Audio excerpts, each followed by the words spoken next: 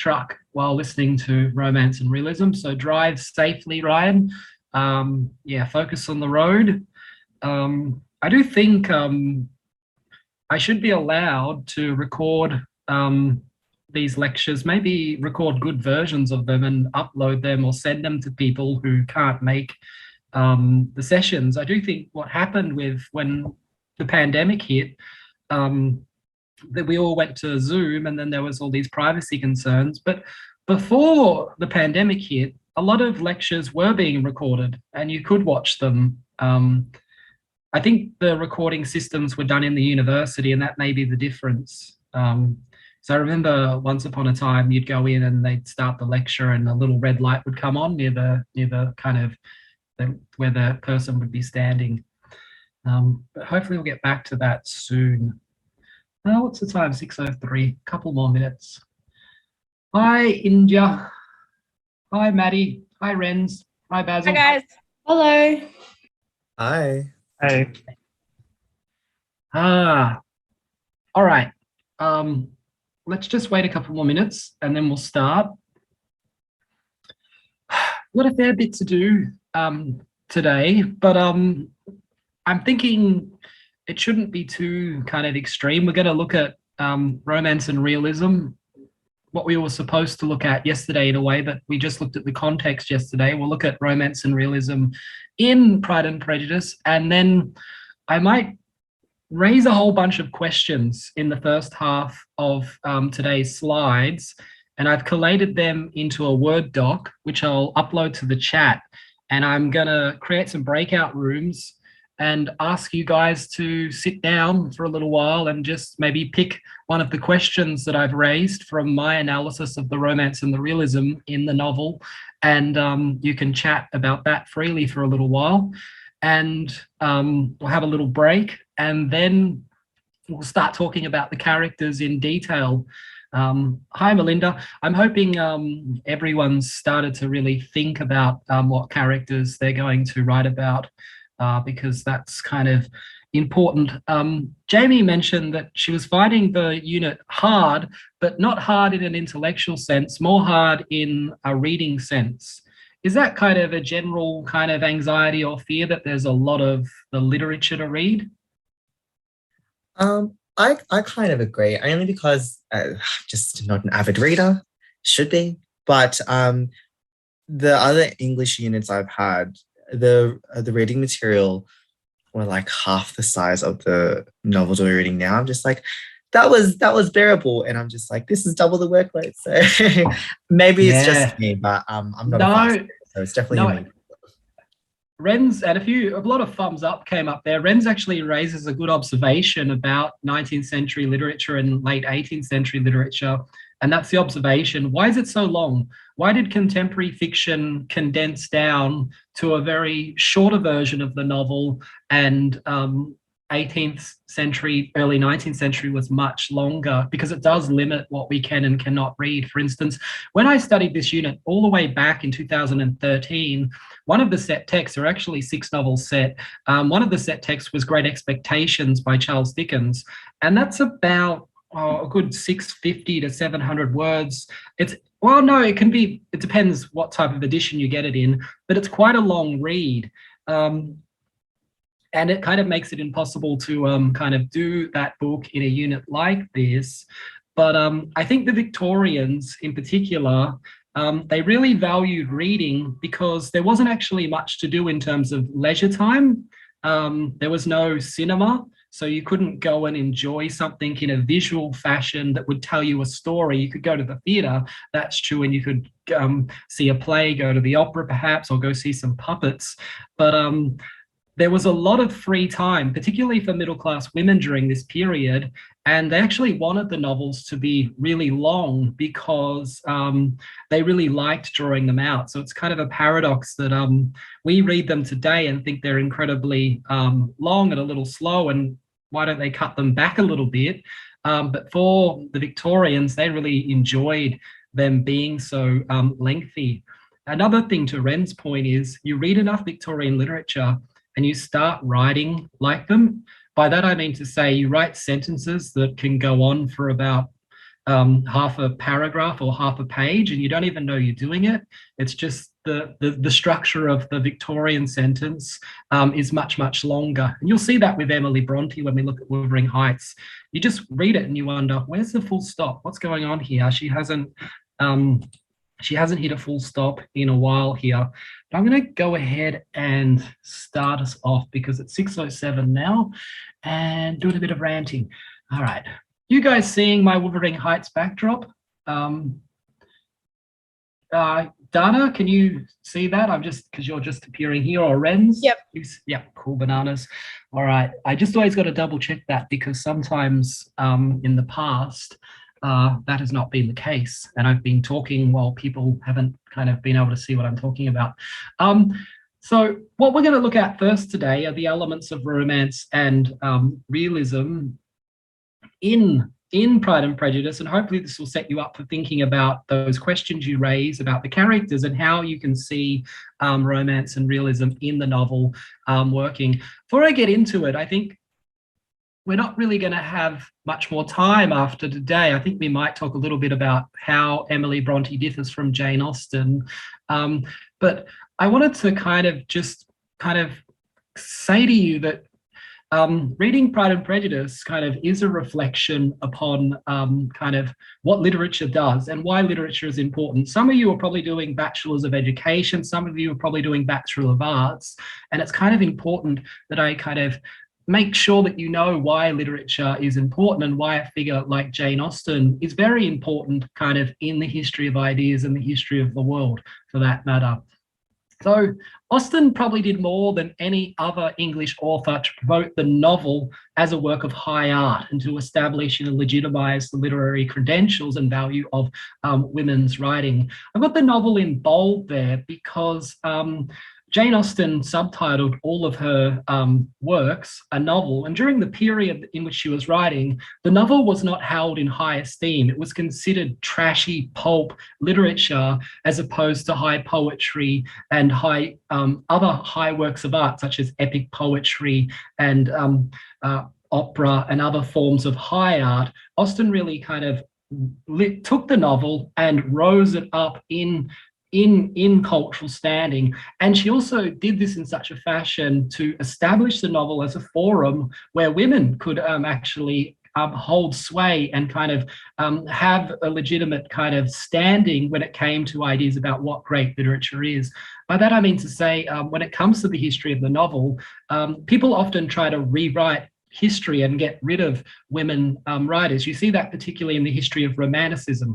There are a number of really great female romantic poets that just got written out of history, but they couldn't do that with the novel because Jane Austen simply wrote the best novels. This was acknowledged by her contemporaries at the time. Sir Walter Scott, probably the best example, said that Jane Austen simply is the best living writer. So she kind of established the novel as a forum in which women could really excel. Secondly, the reason why Jane Austen's so important is that however white, heterosexual, and kind of old her novels may seem, they, at a basic level, all of her novels champion the individual's right to freedom of choice. They really celebrated this modern thing that we kind of cherish and take for granted called romantic love. So that was very important as well. She also drastically altered the performative nature of gender by creating a mythical figure who would come to embody the modern stereotype of what we would call hegemonic masculinity. Fitzwilliam Darcy kind of marks a turning point in the history of representation of patriarchal men because he's a character who becomes loved not because he's coercive, not because he's violent, not because he's aggressive, but because he's somewhat decent, which was a big change from kind of historical representations of patriarchal men and how they got romanticized. Finally, Austen's literature draws our attention to one of the two central purposes of literature. She narrates the achievability of a moral and just universe. So I'll talk about the other great big purpose of literature when we look at Emily Bronte, but one of the kind of really big purposes of literature is to act as a kind of justice outsider or above the real and fallible and broken legislative systems that govern our own lives. Literature at its best can show us injustice, and it sometimes shows us this via romance or narratives, how a just world, a more equitable world, can be better achieved. So to read Austen like you've been doing is not really just to see how the 18th century is so legally unjust when it came to the location of women, but it's also to recognize how literature can and does often work to radically change the world. It changes the world not through coercion or weapons, not by shouting, not by silencing others, not by altering the physical environment in which we live. It changes the world by changing the way we think about reality. And Austen definitely did this. She changed the way we think about things like romantic love. So reading a novel like this is important in many respects. It's not a waste of time, as many people say. Turning now to what we'll be looking at today, I want to recapitulate what we looked at in our first session on realism and romance, where I gave you this binary category of ways of distinguishing forms of realism from forms of romance. So I suggested that realism tends to be very denotative, concrete, or specific, whereas romance tends to be very connotative and abstract. Realism is very temporally alert. It's alert to the time, the present, and the past and the future, whereas romance is very blurry. It's kind of often set in a mythical, emotional, kind of dream-like place. It often plays upon the fantastic. Realism is very epistemologically reflexive. It's concerned with forms of knowledge and different ways of seeing the world and how people may not see the world completely. Romance is not so epistemologically reflexive. Realism tends to be sociological and psychological, whereas romance is more interested in delivering satisfaction in the face of social realities, and romance is more interested in exploring abstract categories and morals like virtue and vice.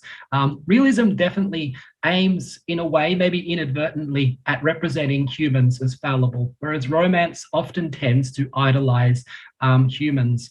As this is like a binary category, I have to note that this is not an exhaustive list, and often what we'll see, I may be repeating myself, is that some of our authors will actually inversely romanticize realism, or use realism, like Emily Bronte will next week, to represent Gothic states of mythic and fantastical occurrences such as ghosts. She'll often represent the appearance of a ghost in a very realistic fashion, and in that way she kind of inverts these categories. All right. If we turn to romance and realism in Pride and Prejudice, I'm going to give you a general contention about how I kind of see romance and realism playing out in the novel, and then I'll go through them. And as I do, I'll raise a whole bunch of questions. And I've got these questions listed down on a Word doc. And after I've given my kind of general contention and exploration of those aspects of romance and realism in Pride and Prejudice, I'll ask you guys to form little mini groups and just discuss some of the questions. They won't be very intense questions. Hopefully they'll be very topical and interesting. So a general basic contention is that the structure and plot of Pride and Prejudice derives its genesis from a formulaic romance, particularly a comic romance with its narrative conventions of courtly love, abstract idolization, moral oppositions, didacticism, and poetic justice, particularly poetic justice. What, however, seems to power Pride and Prejudice is its realistic content. It's very keenly interested in social observation and the process of ironizing its own romantic edifice in favor of developing an epistemologically nuanced attitude towards romance itself. So Austen kind of writes a wonderful romance, but there's so much irony and subversion in her novels. She kind of turns around often in the novel to kind of poke fun perhaps at romance, and perhaps also at kind of romance's relationship to normalizing patriarchy. Pride and Prejudice clearly uses irony, realism, and free and direct discourse. We haven't discussed that, but we'll discuss that in a moment, to enhance our readerly awareness of the sociological and psychological issues faced by the novel's heroine, Elizabeth Bennet. A very key achievement in Austen's writing concerns her ability to generate sympathy with her readers. You probably think this is just quite normal of all fiction, that we need to sympathise with our characters, but wait until you read Wuthering Heights. It's a novel that really is kind of powered by the opposite of sympathy. It's powered by antipathy. And you'll probably see this in a lot of narratives that you watch today on TV, where you end up hating the protagonist. For instance, that TV series, The Sopranos. People end up hating Tony Soprano, even though he's the protagonist, because he's just so morally problematic. A key question we might like to ask ourselves concerns to what extent are we dealing with a stock of caricatures and stereotypes? And I'm thinking here towards your character analysis. To what extent are the characters not actually realistically represented, but stereotypically and caricaturally represented? Their exaggerated one-dimensionality speaks more perhaps to conventional expectations of romance. That could be the case. Or is Austen much more realistic and the characters are sharply sketched portraits of human beings with all their imperfections? So a general contention, a lot of stuff to unpack, but I wanted to return you to this wonderful kind of narrative structure that I looked at in our first session about the toad that became a prince, which seemed to be very central to what romances do as a mode, as a way of overcoming a barrier. We definitely see this in Pride and Prejudice. You have these two kind of unlikely lovers who meet. Although they're attracted to each other, they don't get along at the start. And all of these barriers appear. And these are the themes, perhaps, in Pride and Prejudice that kind of Austen ideologically wants us to consider. Not just prejudice, but pride, class, patriarchal values and patriarchal norms.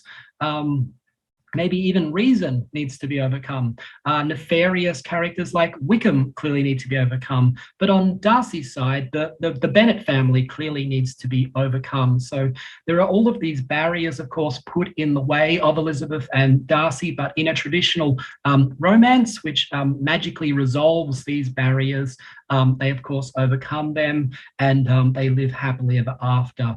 Thinking about romance and realism, you might want to consider, when you think about all the obstacles placed in front of your protagonists, how realistic is their overcoming them? For instance, was it really realistic that Elizabeth, with her humiliating family, with her kind of attack of Darcy early on in the novel, would actually really end up marrying him in historical reality rather than ending up a spinster? Particularly considering the wealth disparity between Elizabeth and Darcy, it's quite profound. So is that realistic? Is it more romance? When you break down a narrative and look at the themes and the barriers, you'll be able to see kind of how dubious or how kind of believable that narrative kind of eventuality is achieved. So the plotting of Pride and Prejudice clearly follows that of a conventional comic romance. Recall our definition of the generic definition of a romance as a work of prose fiction that tells the story of the courtship and betrothal of one or more heroines. Two potential lovers meet, their possibility of happiness is hindered, the obstacles are removed, they declare their love and head towards a happy ending. So clearly, if you're thinking about romance in Pride and Prejudice, you're looking at a narrative structure that is basically a romance. But think about it a little bit kind of more in detail. Romances often will entail a quest. Does Darcy undertake a secular type of quest to save the virtue of Lydia from the evil virgin stealing Wickham? Perhaps. Does Elizabeth seem to only watch on in stasis, like the traditional damsel in distress, restricted to the castle? She can't really move. Is that the case in this novel? To what extent is Wickham demonized in a one-dimensional way and rendered evil. What agency does Elizabeth have towards the close of the novel? Where does she behave heroically, like a hero in romance? Is there realism there? Is there more romance there? One of the interesting things to also consider is, does Elizabeth become indebted to Darcy by the close of the novel? The reason why I raise this question, those of you who have started reading Tess of the D'Urbervilles in advance will find that one of the ways Tess gets entrapped by the villain, Alec d'Urberville, is he makes her indebted to him. I don't really know if that's the case in Pride and Prejudice, but Lizzie does seem to have to really thank Darcy by the close of the novel for all his good deeds and kind of kind doings. Another aspect of romance is clearly poetic justice. In Pride and Prejudice, good characters are certainly rewarded, bad characters are certainly punished. Poetic justice, of course, is romantic because it holds that we live in a world governed by abstract concepts like justice. Justice is not actually a material or a real thing. It's something we kind of institute, but you can narrate a morally just and social world. Another question I want you guys to consider when we go into breakout rooms is Elizabeth and Darcy's marriage one of equality?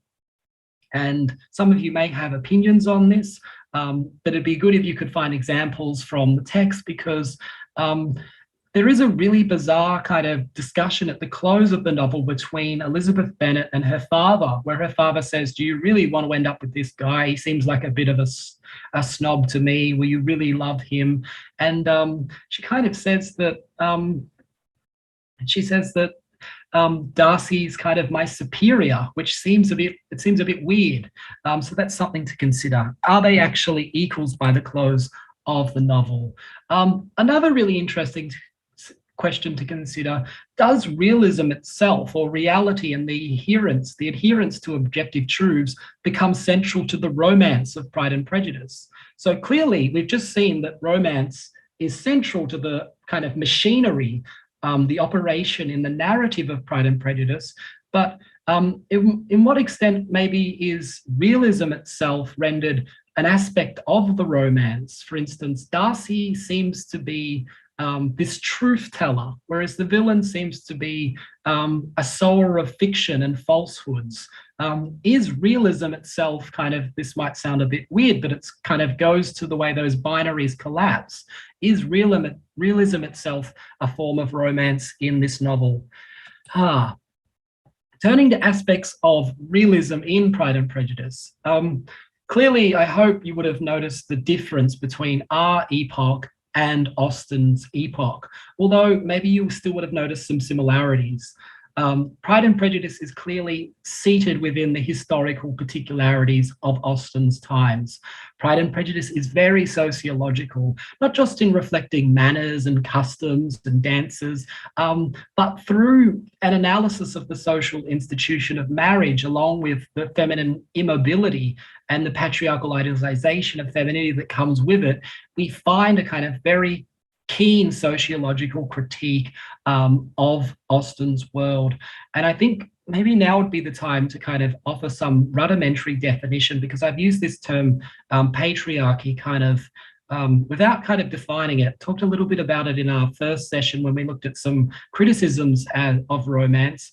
And I think it's important because when we get to Tess of the D'Urbervilles, it is very much a keen kind of expose on this problem called patriarchy. So patriarchy, what I mean by that is a social, cultural, political, and economic system that privileges older men and seeks at its most extreme manifestations to control the biological autonomy of women. We might like to consider how the romance of Pride and Prejudice actually relates to Austen's critique of patriarchy, because this novel seems to be powered around or organized around men controlling the mobility of women. I'm thinking of Lydia here. How does Lydia's elopement foreground the realities of living under a patriarchy? kind of Darcy ends up kind of buying her back off Wickham as though she was some commodity whose virtue can be traded and purchased by rich and wealthy men. Another aspect clearly in Pride and Prejudice is comedy. And I want to play this clip. I've got to share the sound with you.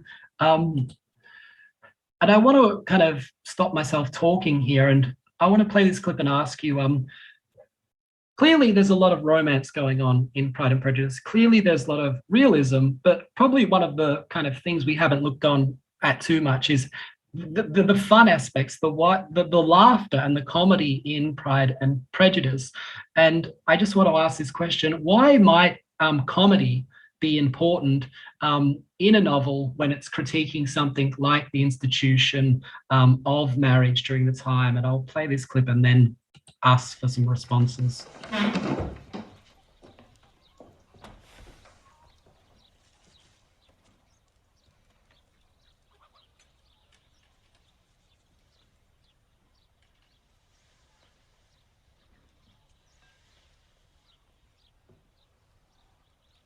Dear Miss Elizabeth, I'm sure my attentions have been too marked to be mistaken. Almost as soon as I entered the house, I singled you out as the companion of my future life. But before I am run away with my feelings, perhaps I may state my reasons for marrying. Firstly, that it is the duty of a clergyman to set the example of matrimony in his parish. Secondly, that I am convinced it will add greatly to my happiness. And thirdly, that it is at the urging of my esteemed patroness, Lady Catherine, that I select a wife. My object in coming to Longbourn was to choose such a one from among Mr. Bennet's daughters, for I am to inherit the estate, and such an alliance will surely suit everyone. And now, nothing remains but for me to assure you in the most animated language of the violence of my affection. Mr. Collins! And that no reproach on the subject of fortune will cross my lips once we're married. You are too hasty, sir. You forget that I have given no answer. I must add that Lady Catherine will thoroughly approve when I speak to her of your modesty, economy, and other amiable qualities. Sir, I am honoured by your proposal, but I regret that I must decline it. I know ladies don't seek to seem too eager. Mr. Collins, I am perfectly serious. You could not make me happy, and I'm convinced I'm the last woman in the world who could make you happy. I flatter myself, cousin, that your refusal is merely a natural delicacy. Besides, you should take into account that despite your manifold attractions, it's by no means certain that another offer of marriage may ever be made to you. Mr. Collins! So I must conclude that you simply seek to increase my love by suspense. Sir. According to the usual practice of elegant females. Sir. I am not the sort of female to torment a respectable man. Please understand me. I cannot accept you.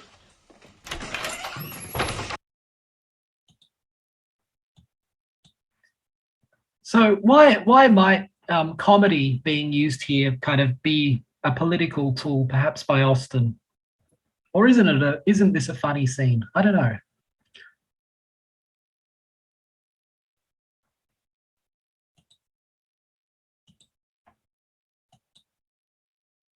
I guess it's kind of like satire, like of that whole situation, how that expectation that if a man proposes and if he is of high stature, that the women's kind of almost forced in a sense to agree, and it kind of puts a funny spin on that like, no, you don't have to.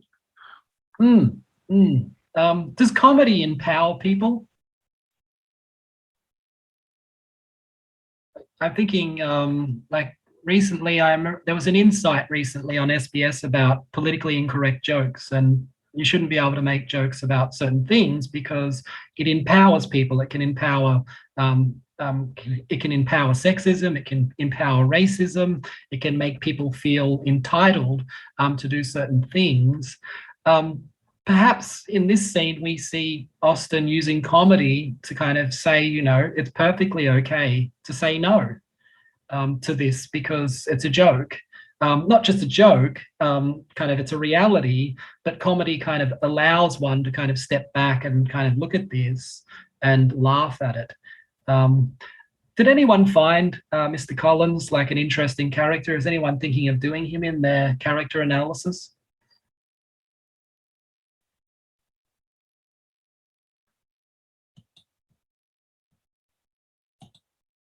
Nobody? Okay. That scene, though, that chapter of the book, it's meant to be comedic, right? Did anyone find this novel incredibly funny in areas? Caitlin, you're nodding.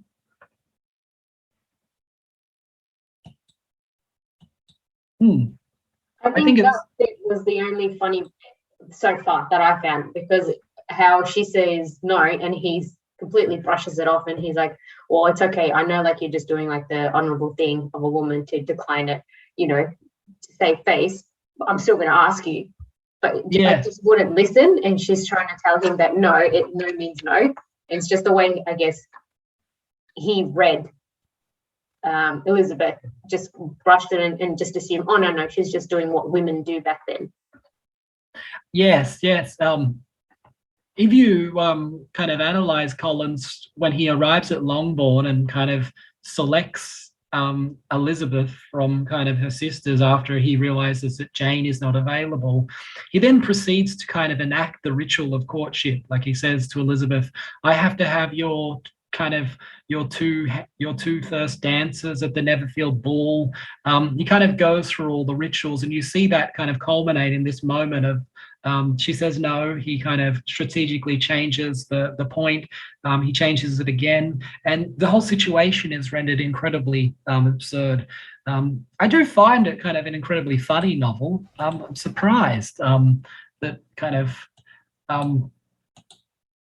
others didn't find it kind of extremely funny. Another kind of clear aspect of realism in Pride and Prejudice is psychology, and particularly the psychology of sympathy, and how we actually see this play out at a textual level, and this is why Austen's kind of famous in a way, is she kind of perfects and develops a narrative technique known as free indirect discourse. This is a method of narration which you may not have noticed when you read Pride and Prejudice, in which basically the boundaries between Austen's narrative voice or narrative perspective are collapsed to merge with those of a character.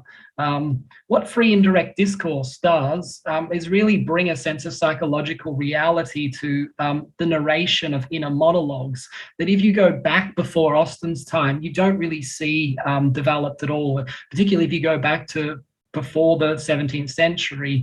The idea of distinguishing or blurring the boundaries between a narrator and a character's psychology just didn't exist.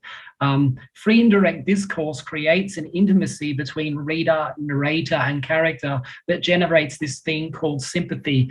And I'm sure we're all aware of what sympathy is, but during Austen's period, sympathy was like a profound philosophical concept that related to our ability to imaginatively feel and identify with another. And it was really seen as foundational to morality and justice in kind of modern liberal philosophy, particularly the material philosophy of David Hume, but also the economic philosophy of Adam Smith. They both had ideas about the origins of society being founded upon moral sympathy, because if you can't sympathize or imagine the predicament of someone else, then you can't really live in a social world, because justice isn't achievable because there's no actual morality. The way we actually kind of how free indirect discourse works and how you may see it in the novel. If I was to write that Chris felt sad, why does nobody love red socks? He mused. I would be using direct discourse because I'm directly quoting and separating Chris's feeling from his monologue, his internal question, and making sure that the reader knows that this is him musing. If I was to write Chris felt sad and he wondered why nobody loves red socks, I would be using indirect discourse because the kind of the direct quoting is taken out, and it's just indirectly stated that Chris feels sad, and then he wonders why nobody loves red socks. So there's still a distinction between the narrator and the psychology here. But if I was to write Chris felt sad, why does nobody love red socks? The boundary between the narrator and Chris's question about why nobody loves red socks, it's not clear, and there's a blurring of boundaries there. This may sound a little monotonous, but it actually helps power the psychological realism of the internal monologue of the character, so that when you read a novel like Pride and Prejudice, you're really getting stuck in the mind of a character like Elizabeth Bennet. So would anyone like to just read the first paragraph here?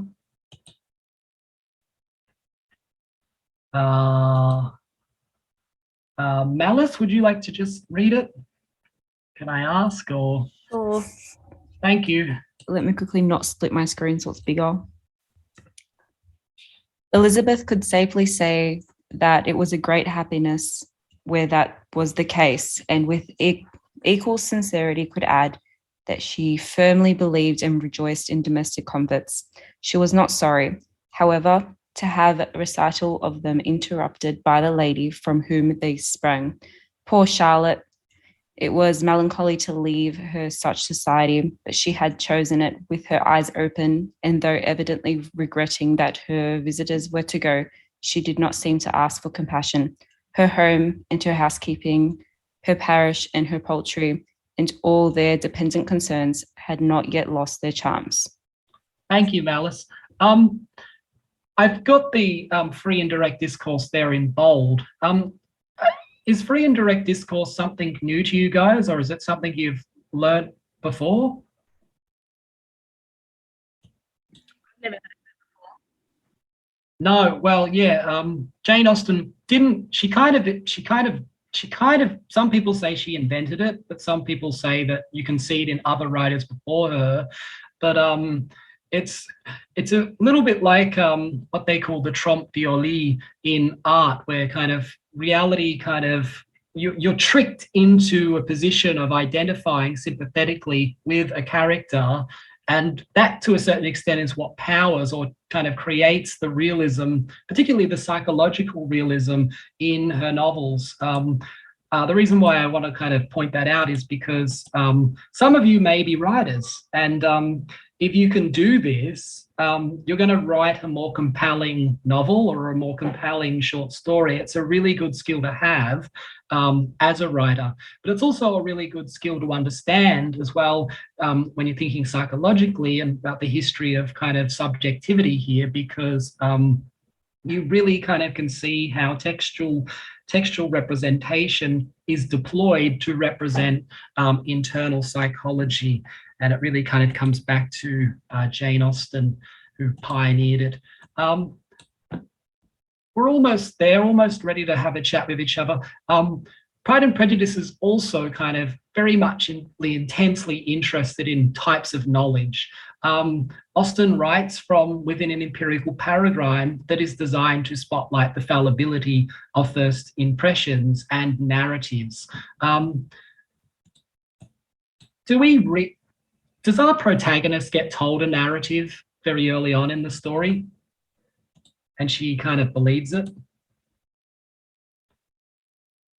I might ask Soleil, does Wickham tell a story, a fiction? Yes, absolutely, about his, upbringing with Mr. Darcy and his father.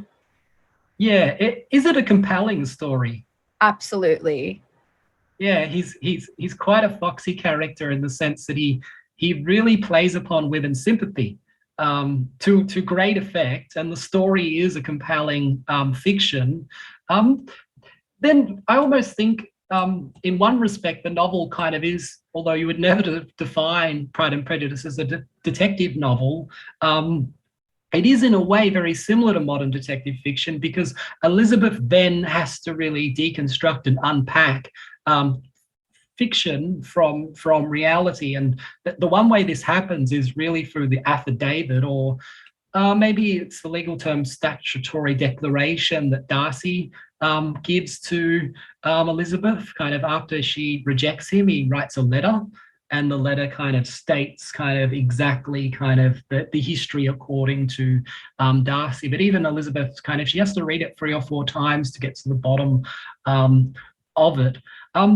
So that's one aspect of epistemology, the way kind of there's different narratives at work within Pride and Prejudice. And you also see it kind of in the way certain characters view the world. For instance, Mr. Collins he views the world very materialistically. He kind of counts the windows at Rosings. He measures everything, very much like Mrs. Bennet. Mrs. Bennet is a very materialistic character. Another way we see kind of knowledge at work in Pride and Prejudice is through irony. Austen seems to use irony to critique the universalizing nature of masculine discourses to do with truth. You see it probably most evidently in the first sentence, where the Enlightenment, to a certain extent, was powered by this positivist idea that there is one truth, there is an objective reality.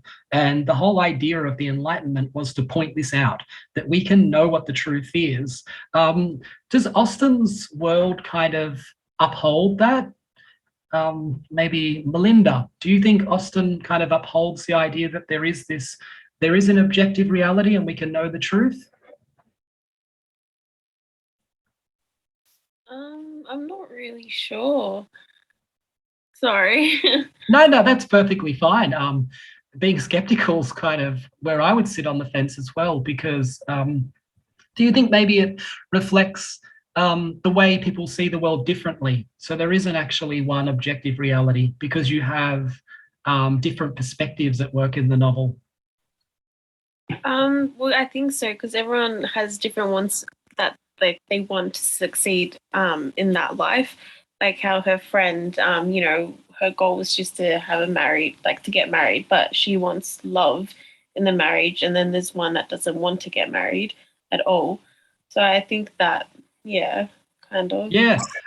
You mean Charlotte Lucas, right? Yeah. And do you mean Mary Bennet? That's interesting because you've kind of put an interesting spin. Though Mary Bennet doesn't want to get married at all. That she's yeah. No, she doesn't want to get married. She sees something else. Did anyone else? No. Yeah, no. It's. I think it's a crucial insight that I've missed myself. Did anyone else see that in Mary Bennet, where Mary Bennet doesn't seem to really care about the matrimonial plot of women's lives? I wasn't sure if that had to do with like the age she was, but then I guess you look at the younger sisters again and they were the same. So like, I mean, like they were the same as the older two, that they wanted to get married. So I guess you can't really think about her age. And yeah, I guess like once it's said, you can tell that she wasn't really interested. It's interesting because Austen herself got proposed to and she accepted, then rejected the suitor a bit later, and she didn't get married kind of all her own life. And actually, Indy, you mentioned this when we were talking about Austen's life, and you said it might have related to her sister Cassandra and the fact that her husband died and she didn't kind of really want to go through that trauma. One thing I kind of did note when I was reading biographies about Austen is a lot of the women she was connected to died quite young. Does anyone want to take a guess why women would die during this period after getting married? Was it to do with childbirth? Yeah. For instance, Austen had a brother, I'm pretty sure his name was Edward. She had so many brothers, but one of the brothers got adopted, Edward Knight. I'm pretty sure that he got adopted by a wealthy Knight family, and they set him up, and he had a huge mansion in Kent, and he married a young lady, and they just proceeded to have child after child in a very short duration. his wife had about 10 children and she died during the birth of the 10th. Maybe it was the 9th. It may have been kind of maybe the 8th or the 9th or the 10th, but it was during childbirth. A lot of women during this period, I think, and this could be tied to the reason why Austen didn't want to get married, as soon as they got married, they were expected to start producing children at an exponential rate. They often would kind of, the average kind of family during this period is very different from our own, where often it's 3 to 4 children. It was the average during that period was around 7 to 12. You were having a lot of children, and of course, medicism wasn't so developed during that period. So that would definitely have been one reason why people would not want to have gotten married. But great observation, Melinda, that Mary Bennet may just kind of want to avoid marriage altogether, and it kind of adds a radical element to her character. I've got a question here about irony. How may irony work at the level of both realism and romance? That's kind of a big question, but to give you some examples of Austen's irony, because it kind of runs throughout kind of her literature, and you see it everywhere in Pride and Prejudice. Irony in one respect, it's not that Alanis Morissette song, which kind of, I don't know, I think she gets irony wrong in that song. To be ironic is to express the meaning through an expression of the opposite. And I'm wondering if someone could read Mrs. Bennet's lamentation here. Kind of, who can I ask? I don't know who to ask. Kathleen, would you mind reading this passage? Sorry to pick you. I just thought maybe ask some people I haven't heard reading. Yeah, that's all right. Thank you. Hey, there she comes, continued Mrs. Bennet, looking as unconcerned as may be, and caring no more for us than if we were at York, provided she can have her own way. But I tell you, Miss Lizzie, if you take it into your head to go on refusing every offer of marriage in this way, you will never get a husband at all, and I am sure I do not know who's to maintain you when your father is dead. I shall not be able to keep you, and so I warn you. I have done with you from this very day. I told you in the library, you know, that I should never speak to you again, and you will find me as good as my word. I have no pleasure in talking to undutiful children. Not that I have much pleasure indeed in talking to anybody. People who suffer as I do from nervous complaints can have no great inclination for talking. Nobody can tell what I suffer, but it is always so. Those who do not complain are never pitied. Oh, great. Thank you. Is this passage not funny? Is not Mrs. Bennet one of the funnier characters? Like Collins and Miss Bennet have to be up there as the kind of most annoying yet comical characters. Did anyone find Mrs. Bennet like kind of an interesting character? Yeah, I did. Really dramatic and kind of over the top. Yeah. Maddie, do you see the irony here in the sense that is there irony in this passage? I often ask this question and people get a bit jittery. They go, what's irony? I kind of don't. I'm not really sure, to be completely honest. So irony is when you like express something by expressing the opposite. So Mrs. Bennet's doing what Mrs. Bennet usually does, which is complaining and being very egocentric. And what she's saying, I told you in the library, you know, that I should never speak to you again, and you find me as good as my word.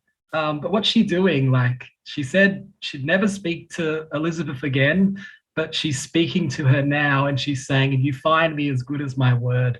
I have no pleasure. Yes, it is ironic then. I have no pleasure in talking to undutiful children. Not that I have much pleasure indeed in talking to anybody. People who suffer as I do from nervous complaints can have no great inclination for talking. Nobody can tell what I suffer, but it is always so. Those who do not complain are never pitied. If you read all of Mrs. Bennet's dialogue, it's kind of a tour de force on irony, because she tends to say the opposite of what she's actually saying. She kind of contradicts herself at every step of the way, and it's part of kind of Austen's genius to use irony kind of so skillful to kind of render kind of all her commentary a bit foolish. But I want to stop talking because we've gone through a fair deal of realism and romance in Pride and Prejudice. What I want to do is stop the share, and I'm going to upload a little file when I find it. And I'm hoping to create some breakout rooms where you guys can answer some of these questions I've raised. Just discuss them generally. You don't have to kind of discuss them in a very serious manner. Just kind of bring what you've kind of found through your readings of Pride and Prejudice to the discussion. I'm just going to find it.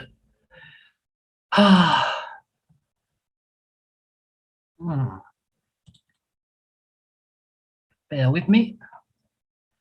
Where are you? Where have you gone?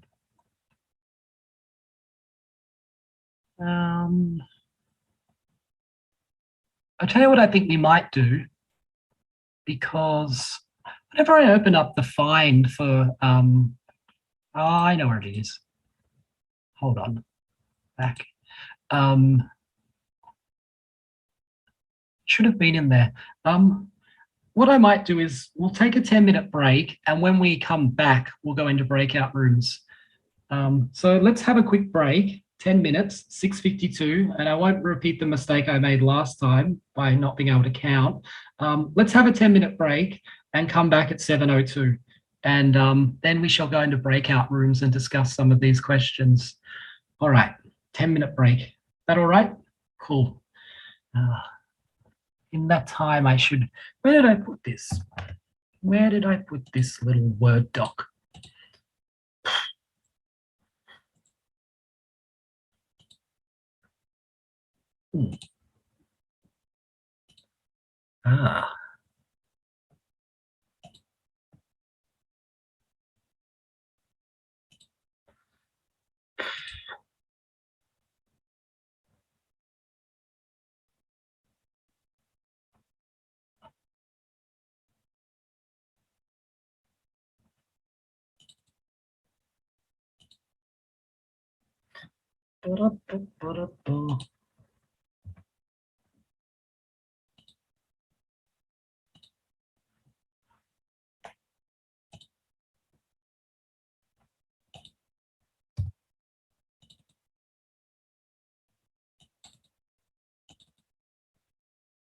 There we are.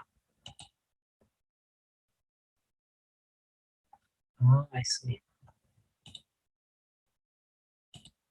Always something.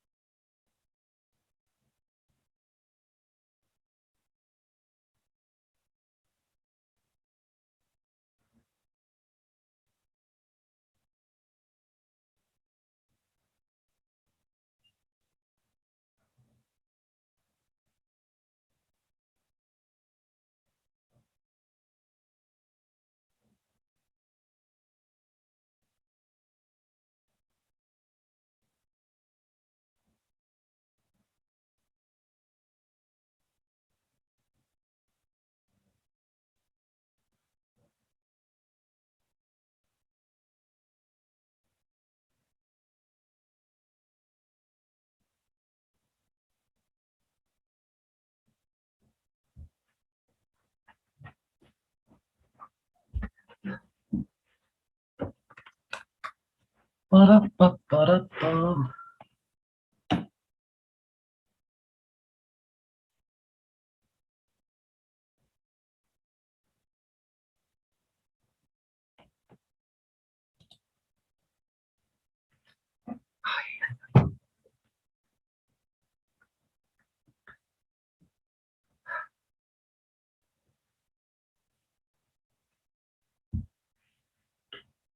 Time.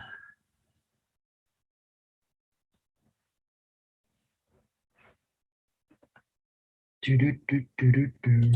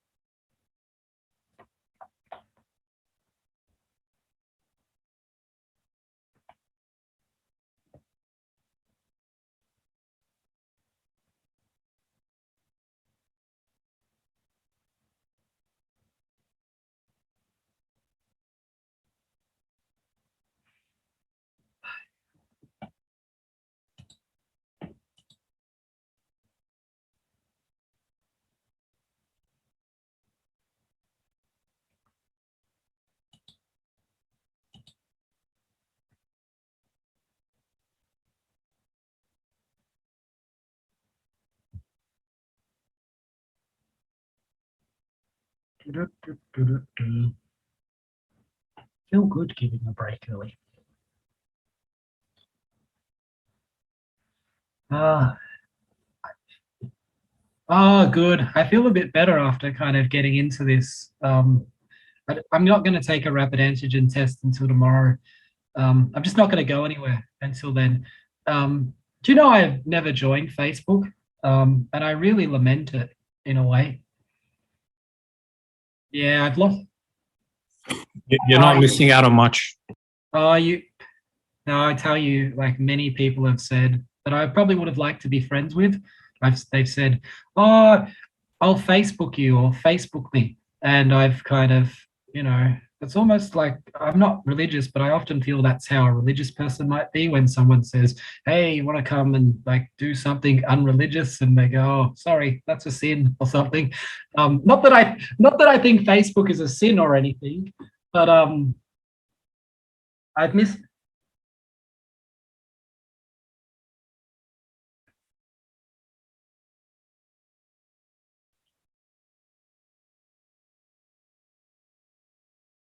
Yeah.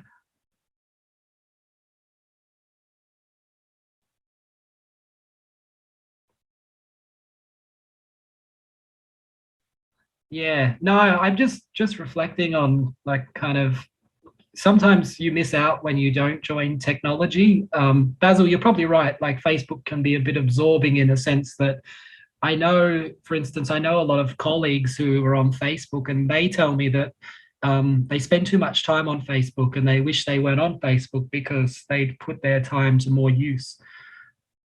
But I actually, is Facebook wild?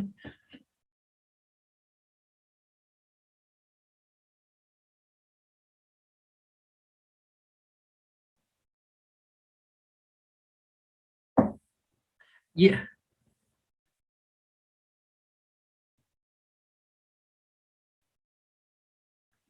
Yeah.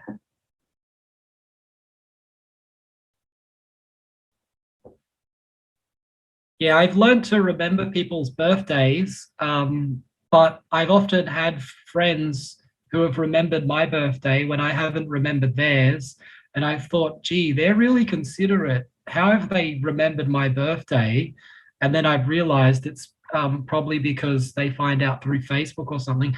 But you know what? Having said that, I'm not on Facebook, so maybe they actually are really considerate because, yeah.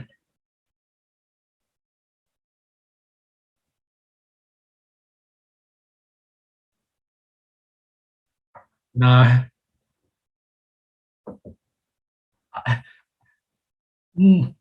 I don't know about you guys because you're probably all on Facebook, so you have a way of telling people when it's your birthday, but I tend to remind people.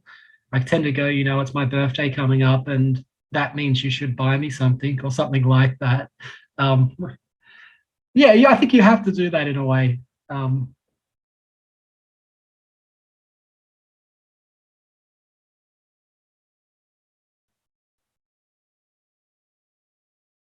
Yeah, yeah, yeah. Ah,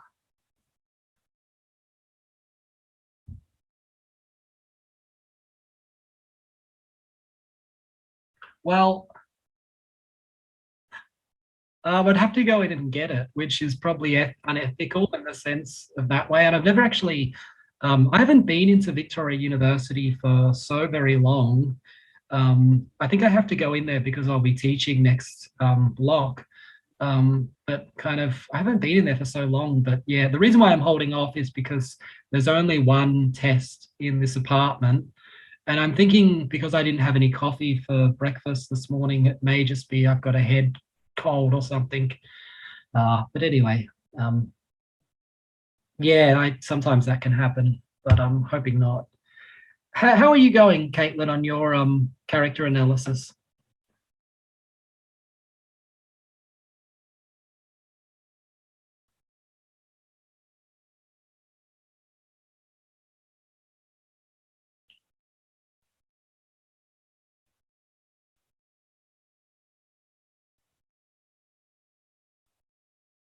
You're not anxious though about it? Like, I'm not trying to make you anxious. No.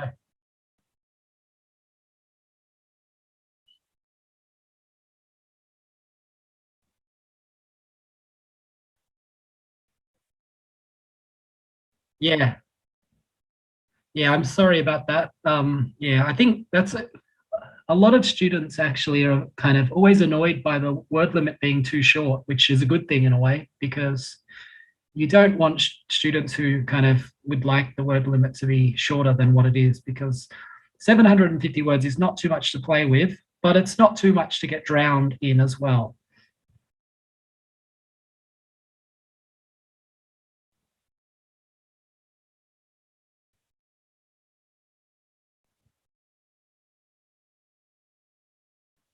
Yeah,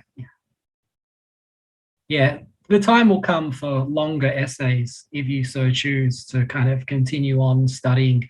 You'll have room to breathe. Can I ask, has everyone come back from their break?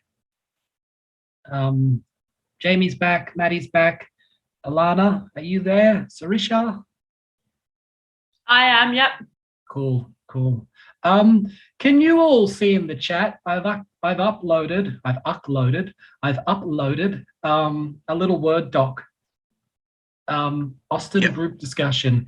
Thanks, Lachlan. I want to put you guys in some breakout rooms and get you to kind of have a look at some of these questions.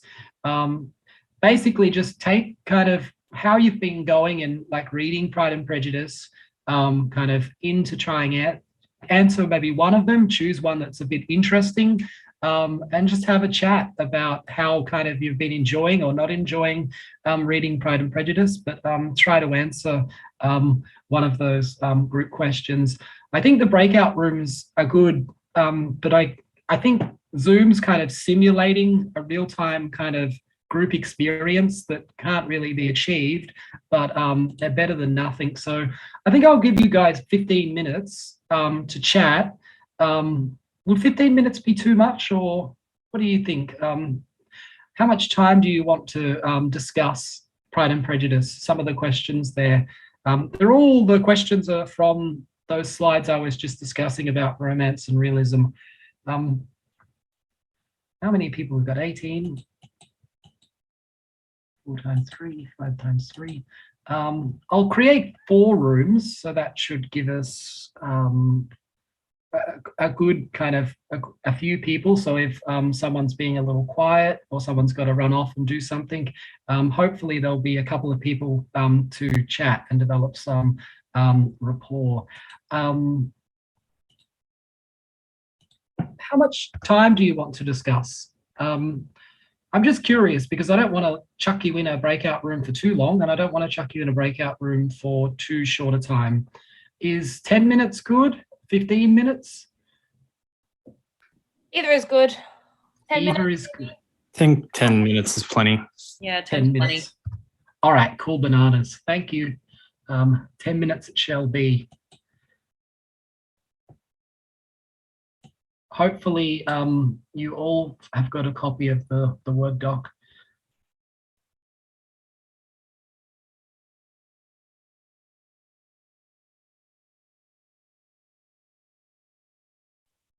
Hello. Hello, everyone. Oh my goodness. How are we going with the book, guys? Hate everyone. I'm struggling. I'm only up to like chapter, chapter 9.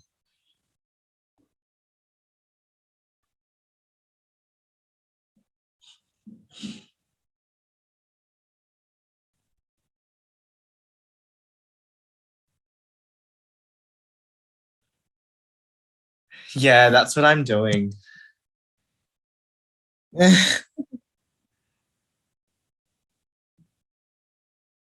Yeah, that's what I've been doing. And like let's hope I can finish it or close to finish it before Sunday. So for the assessment, just correct me if I'm wrong. So we're doing a character analysis between a relationship of two characters. And we have to come up with an overarching topic, prompt, whatever it is, and then have 3 underlying arguments. Is that right? Yeah. Okay. Yeah. Sorry. Yeah. There's a few Perfect. questions to like support the argument. Right.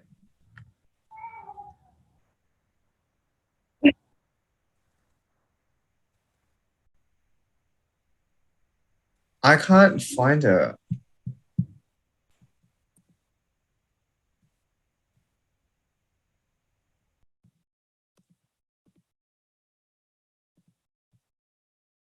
Wait, where would I even find it? Because I was trying to look for the.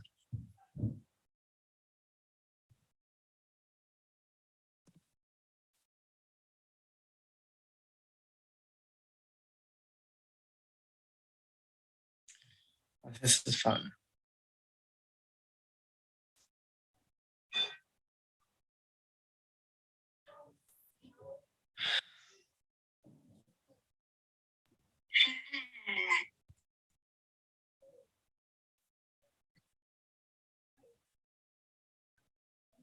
Mhm.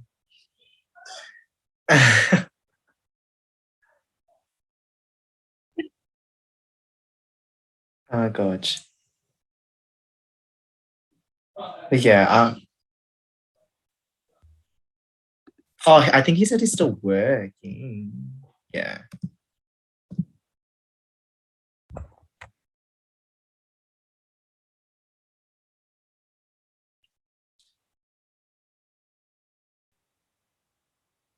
No idea. I think I have a rough idea, but I don't know if I trust my, I have it like start to write it, will I know whether it will work or not. Wait, so who are your characters? For me, Yeah. I was gonna do Mr. Darcy and Collins, and I was gonna do like the relationship that Austen portrays, like the different types of masculinity within the Right. enlightenment period. But it sounds good when I say it, and then I get to writing it, and it's gonna be a lot more difficult. Hey, what's up? Why'd you call me Hiva? No, I was just sitting there. I was just waiting.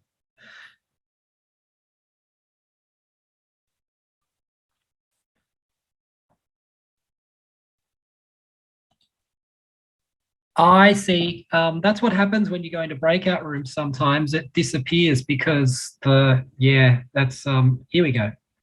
Open it up. Yeah, it's weird. As soon as you go into a breakout room, now I have to just wait a moment. Oh.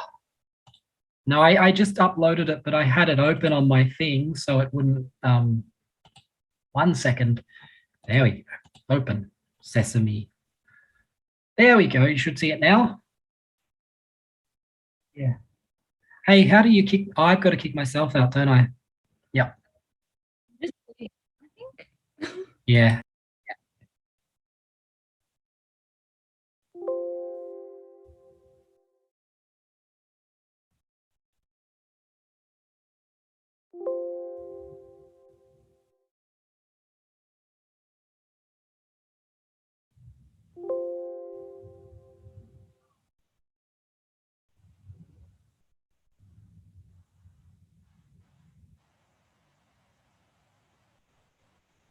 It is. Yeah, no, mine came up with the same unreadable content. Wait, hold on. Wait. It No. working for me. Yeah, for me at least. Oh, can you share screen? I don't know how to do that. Oh, How about I just do this? Wait, I don't even know if this is gonna work.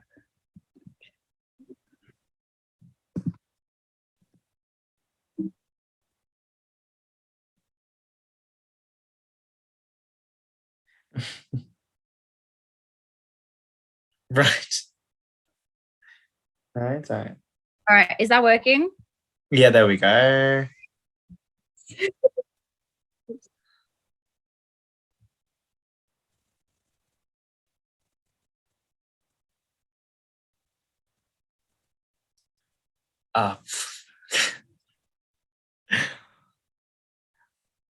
Well, I haven't read enough to actually, I don't think Wickham's been introduced yet. But, yeah, yes, please.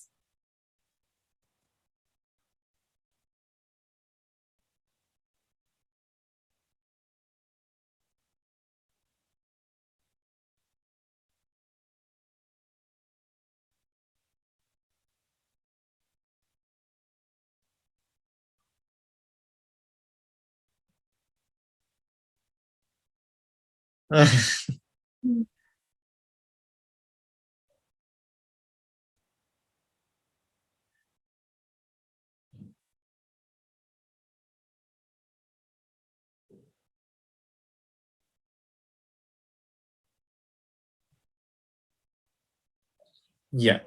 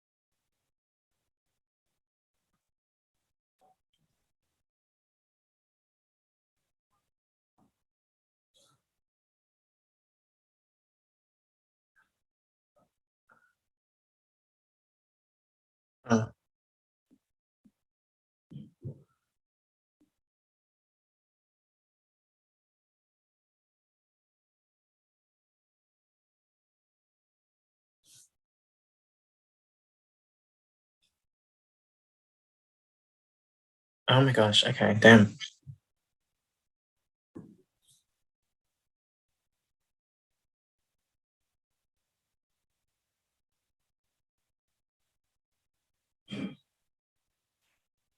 Into the money. Yeah.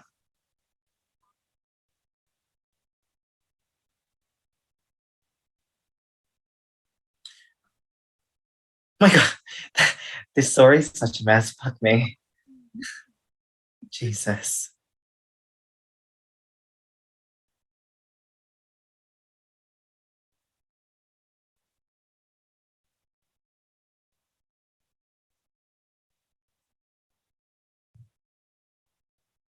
Yeah. Yeah. Oh.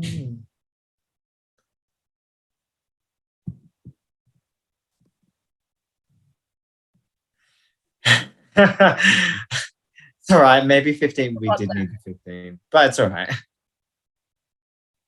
That's okay.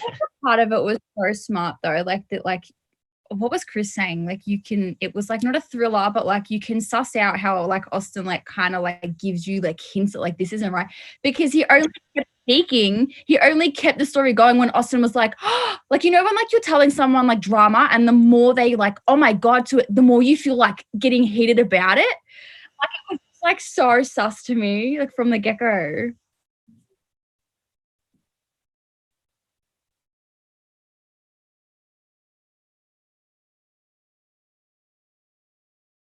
Their romantic relationship, yes, because obviously they have a bit of a rough first meeting where he says that she's not good enough for me, essentially. But then later on, obviously something changes in him where he's like, hey, she's all right, and vice versa. But given his status and wealth, he could pretty much have his choice of anyone. But he goes for Elizabeth, who would be considered below him in the hierarchy of things. So he kind of doesn't see that issue of equality. Like, I mean, sorry, he sees her as an equal at the end, pretty much. And then, yeah, he's okay to go for that relationship, and she looks past his downfalls of the past and realizes that he's a all right guy.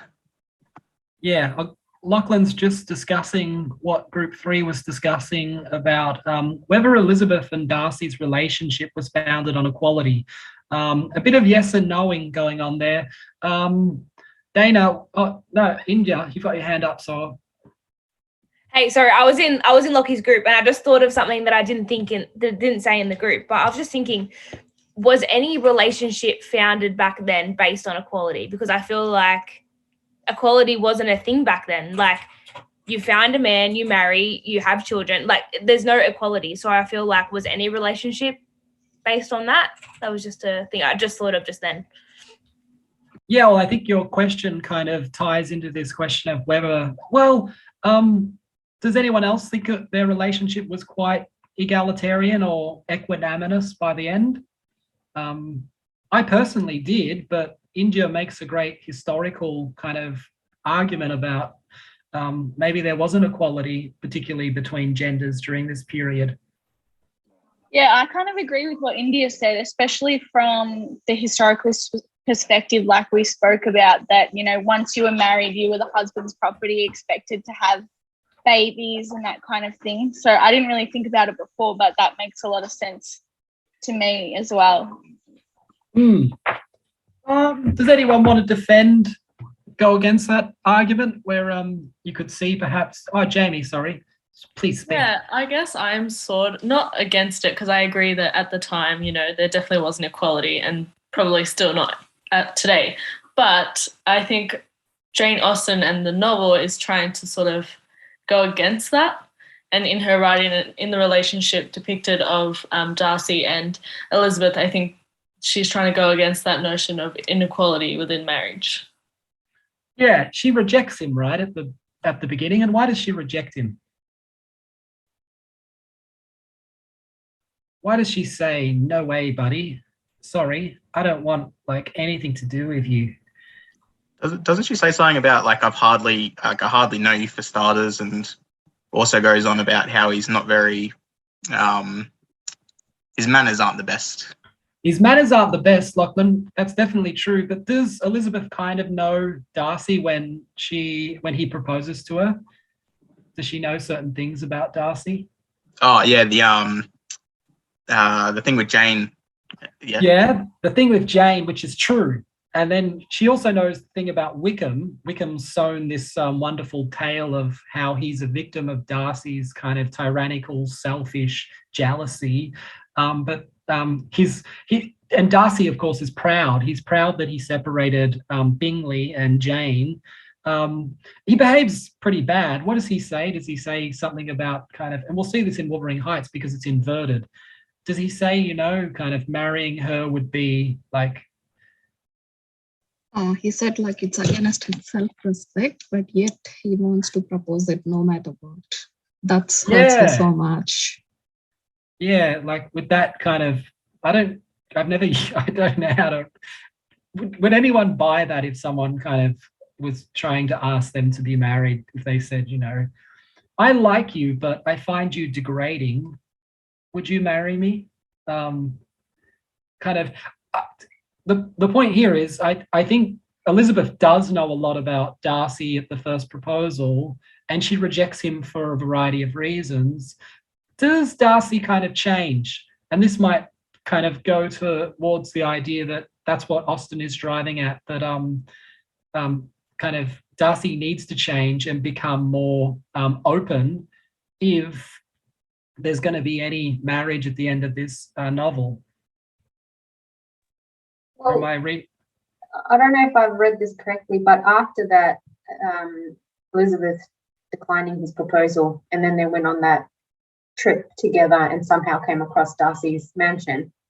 And when they met each other, suddenly she kept saying to herself, why has his manner changed towards me after, even though I've rejected his proposal? How come he's being nice to me? I thought it would be the opposite. So she kept questioning why he was doing that. Could that be the change in Darcy that Austen was trying to... Yeah, definitely. Definitely. And did anyone find that a little bit hard to believe, that he just suddenly changes? I thought it was more of a sudden shock, like, seeing Elizabeth after what 1 month was it? 2 months or something? But it seems like it was continuing that behavior. I don't know. Does anyone think their relationships... I don't know. I originally, when I first read this the first few times, thought that the relationship is about trying to arrive at the ideal of a relationship in which they know each other and are on equal terms to a certain extent. I think there is the historical reality of asymmetries there, but the only support I can find in the text is Elizabeth's discussion with her father when Darcy goes and sees him and asks him if he can marry Elizabeth. They have this little kind of argument, and Elizabeth says something which she says, I could only, you could only marry someone who kind of was my superior. Not exactly kind of, it's either in chapter, it's quite close to the end. I think it's chapter 56, 57, where he kind of says that they're not equal. I guess this comes to the question of pride. Does Darcy humble himself? Does he lose his pride?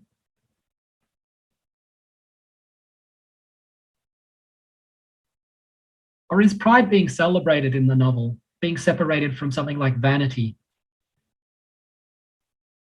Maybe I can put this in a general sense. I haven't really phrased the question too well. Dana, do certain people have a right to be proud about themselves? I mean, I guess to an extent, like you have to have some sort of, it's holding your head up high, like that sort of thing, having that sort of belief in yourself, and I guess. Yeah, I do think Darcy he humbles himself, but he never loses his pride. If you recall early on in the novel, they have a bit of a fight, and it's about pride, and Darcy says, wherever pride is wherever the mind is superior, someone has the right to be proud. And I do find siding with India here on that question, because Darcy still remains superior by the close of the of the novel. I might kind of fish around. What other questions did you guys look at? So we looked at, was their relationship founded on equality? Did anyone look at a different question? Caitlin, what did your gang look at?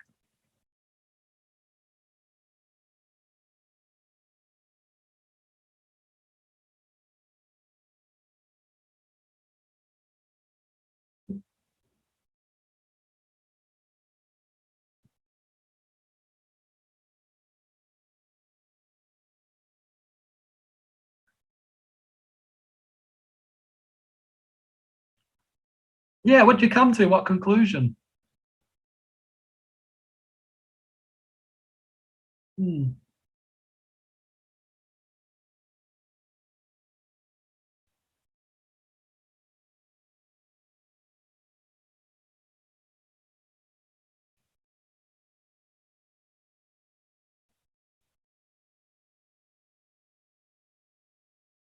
Yeah, he's a bit of a spendthrift.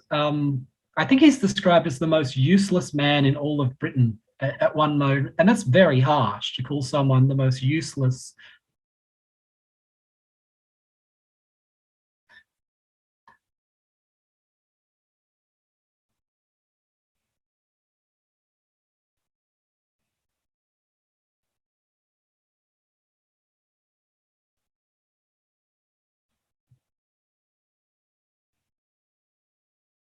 What did you mean by one-dimensional, Jamie? I don't know if you're using the chat because you can't speak now because something's going on at your place. I just didn't want to interrupt anyone, but we said a similar thing of that, like, one-dimensional in what Caitlin was saying, like, you don't really know the reasons behind why he does things, and in reality, no one's bad for the sake of being bad. Like, people make choices based on their experiences and so many other factors, and for him, it's just, because he's bad. It isn't really, like, you don't really flesh out his character too much, and it's romantic in that there's a bad guy and there's a good guy. Yeah, an essentialized villain who is bad, as you say, just because he's bad, does seem to kind of tie into romance. Is that different from Darcy? Do we learn why Darcy is the way Darcy is? In the sense that when we first encounter Darcy, he comes across as being very snobby. Do we learn why he might come across as being snobby?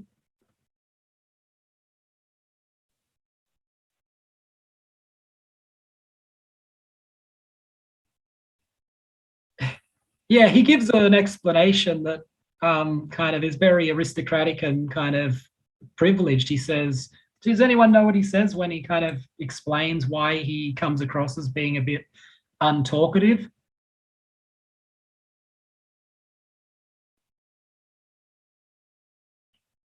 It's a deafening silence.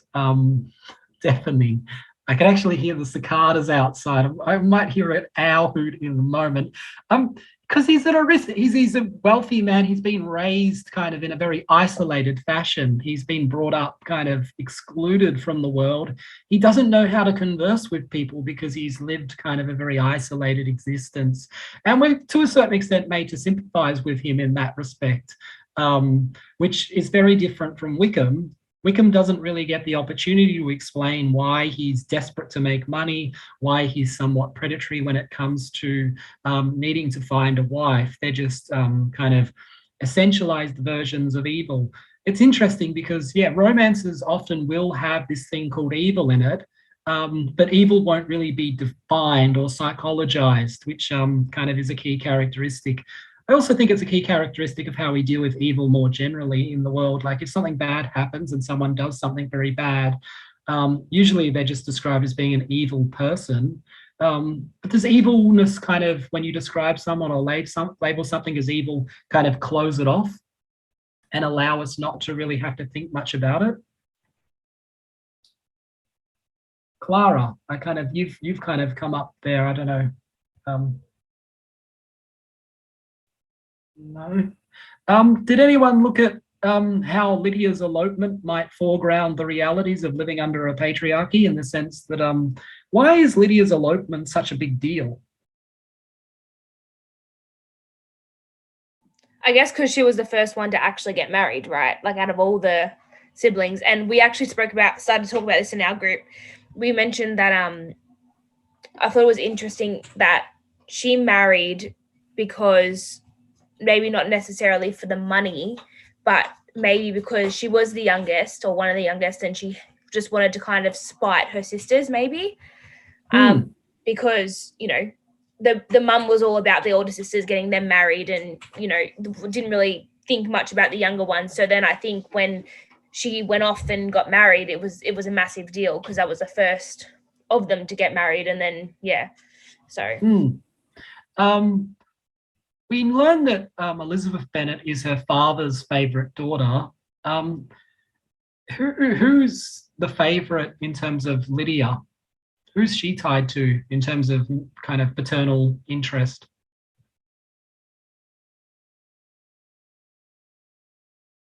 Can I go out on a limb and say Miss Bennet? Yeah, Mrs. Bennet. Mrs. Bennet kind of really likes Lydia above the rest because she's very much a reflection of her views of the world, kind of completely. They kind of dovetail in together. And whenever Lydia, for instance, when Lydia wants to go to Brighton, the mother's kind of overjoyed because she's sending her daughter off into marriage battle, basically, to find a husband amongst the officers out there. I don't know. I find it very interesting to think about Lydia because she seems to kind of draw attention to kind of the way female sexuality was policed during this period. India, you mentioned that Lydia gets married, but does she get married kind of straight away? To Wickham? Yeah, like when they elope. I'm not sure. Does she? I don't know, actually. Did anyone mention that reference in the letter Lydia sends to her friend saying they're going to Gretna Green? Gretna Green, it's pretty particular. Does anyone remember Gretna Green? Amber, you've come up for some reason. I think people were, I don't know what's going on there, but Oh, I was just going to say that when she does elope with him, there's a really long period of time before they do get married. And like the whispers and the conversation about how she'll bring shame on the family. Well, she already is bringing shame on the family by living with someone and they're not married. And the more time goes on, the more important it is because, you know, how the Bennet situation is not all that great anyway, because of a lot of different factors. But Lydia is just kind of exacerbating that. Yeah. Great point about the time as well, because I do think part of the wanting to find her quick enough is so that perhaps if Lydia gets pregnant, then it's going to be a total scandal. But originally, Lydia actually, she's tricked by Wickham. She thinks she's going to Gretna Green. Gretna Green was this place in Scotland, a bit like in Las Vegas, where you could have a drive-through wedding. In Gretna Green, if you went to Gretna Green, you could have a smack bang marriage straight away and no one could stop you from getting married. Whereas in England itself, Gretna Green, I'm pretty sure it's just over the border in Scotland. In England, certain protocol had to be followed in order to get married. I think people had to bear witness at the marriage and sign something, particularly if does anyone know how old Lydia is? That's a good point of realism here because Lydia's quite naive. Anyone want to take a guess at her age? Isn't she 15? Yeah, I thought it was 15. She's 16. 16, Sarisha. Yeah, 15, 16. 16's kind of, is that young, like to get married? For sure it is. I mean, these days it is. Totally. And I do think Lydia kind of often gets kind of cast into the demonic nature of Wickham, but she's young. And I also think there's a lot of positive attributes to Lydia that often get kind of pushed to the side because she's actually very, not so much, I wouldn't say romantic, but there is a rebellion to Lydia, which is sex positivist in a sense. She wants to break certain social taboos, and she does actually succeed in kind of catching a husband, perhaps inadvertently. There's definitely a way of reading against the grain when it comes to Lydia's representation. I do think she's kind of a very interesting cog in the narrative, particularly when perhaps we're thinking about Austen's feminism and the extent to which it might kind of support certain ideas about feminine mobility or the lack of. But she's lied to by Wickham. She's told they're going to go to Gretna Green, but they don't. And then kind of they can't find them. So basically Darcy does anyone, this is very particular, very difficult question. I think I'd have to give you some type of prize. I kind of did bribe people with prizes in poetry, but does anyone know how it's described that Darcy finds them? Like, how does he seek them out? I don't know if I'm asking this question right, but think of the period, what the men do when they're not kind of going to dances and eating lunches. It's pretty Hunting? Amber, exactly. Yeah, you've won yourself the award of my immense respect. Darcy hunts them out. He kind of goes into the rotten boroughs of London's underworld, and he kind of, like a fox hunting gentleman, hunts them out kind of through various back channels and sources. He hunts them out, and then he basically bribes Wickham. Why doesn't Wickham want to marry Lydia? When this is kind of, he doesn't initially want to marry Lydia because, does anyone know why? He kind of says to Darcy, I don't really want to marry her. She has no money, says Jamie. Yeah, totally. And he also believes that I'm so damn good looking, I could find another wife. So he's clearly had sex with Lydia before marriage, and now she's following him around. Kind of, she's got nowhere to go. So Lydia kind of ties into kind of what's going on with kind of the issue of kind of feminine kind of mobility and representation during that period. What are we at? 7:38. Did any of you guys, probably didn't get to the bottom to look at Austen's use of irony. What about Elizabeth's heroicism? Is Elizabeth heroic? Does she ever display any heroicism? Is she a strong woman? I mean, for the time, yes, when she first turns him down, like as we discussed at the start, that's a very strong thing to do, to turn down someone of his status. So at the time, yes, that would have been seen as very heroic. Does she also, is this like the first person she's turned down? And does she turn someone else down?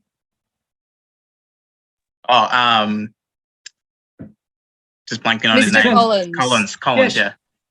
Turns down Collins, and what does the mum do? Loses her shit. Loses her shit. That's a good way of putting it. She goes ape shit basically, and she's like, "Oh, you've got to marry someone. Marriage is central, Elizabeth. You've just like disinherited us because you wouldn't marry that guy." And then, lo and behold, she gets proposed to by this super rich dude, kind of who's super rich and whatnot, and she turns him down as well. Before I move on to discussing characters in detail, I might want to ask, this kind of maybe applies to realism, what attribute to Elizabeth, physical attribute, does Darcy admire most? So her eyes. Eyes? Does anyone kind of agree that it's the eyes?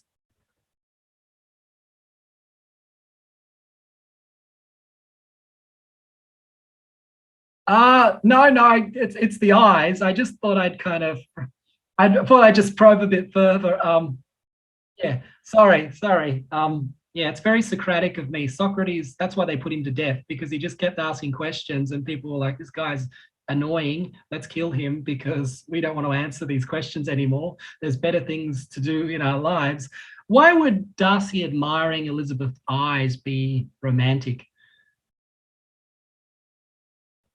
Is it that saying that like eyes are the window to the soul? Yeah, it's probably a cliche now, but I reckon that's in a nutshell. Does Darcy admire Elizabeth because she's strong and because she sees the world in a certain way? So by admiring someone's eyes, it seems to speak more to Darcy's admiration of the reality of the world that Elizabeth sees.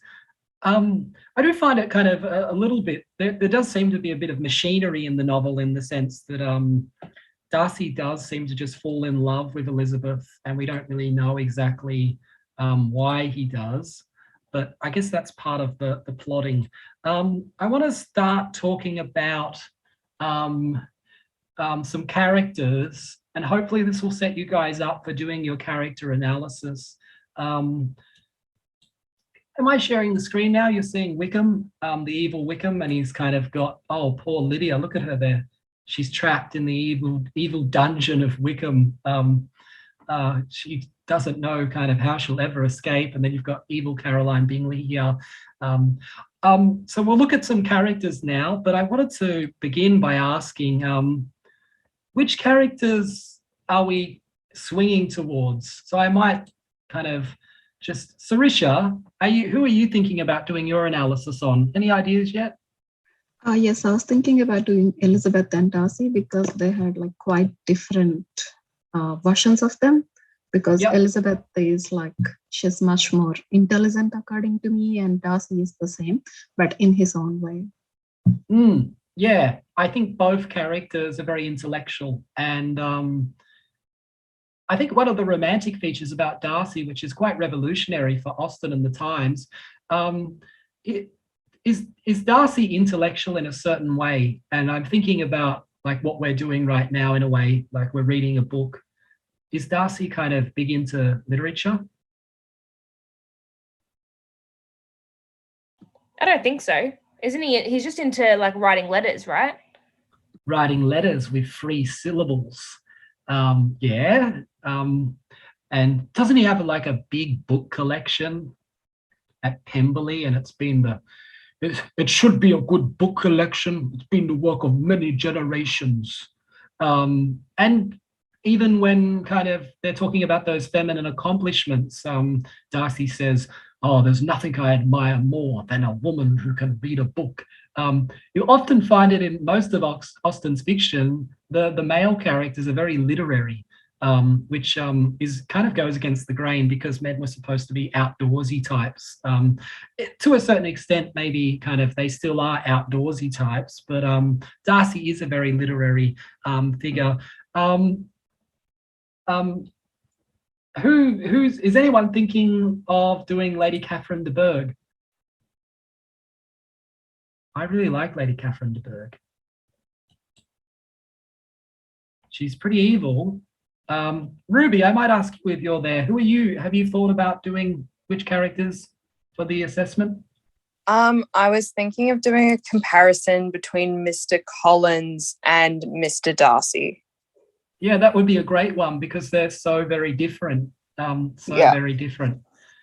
It's interesting because in the adaptions, Mr. Collins is always made very short, but in the text, he's actually quite tall, which I don't know why in the adaptions they make him so very short. Kathleen, have you turned to think about who you might analyse? I'm looking at Jane and Elizabeth.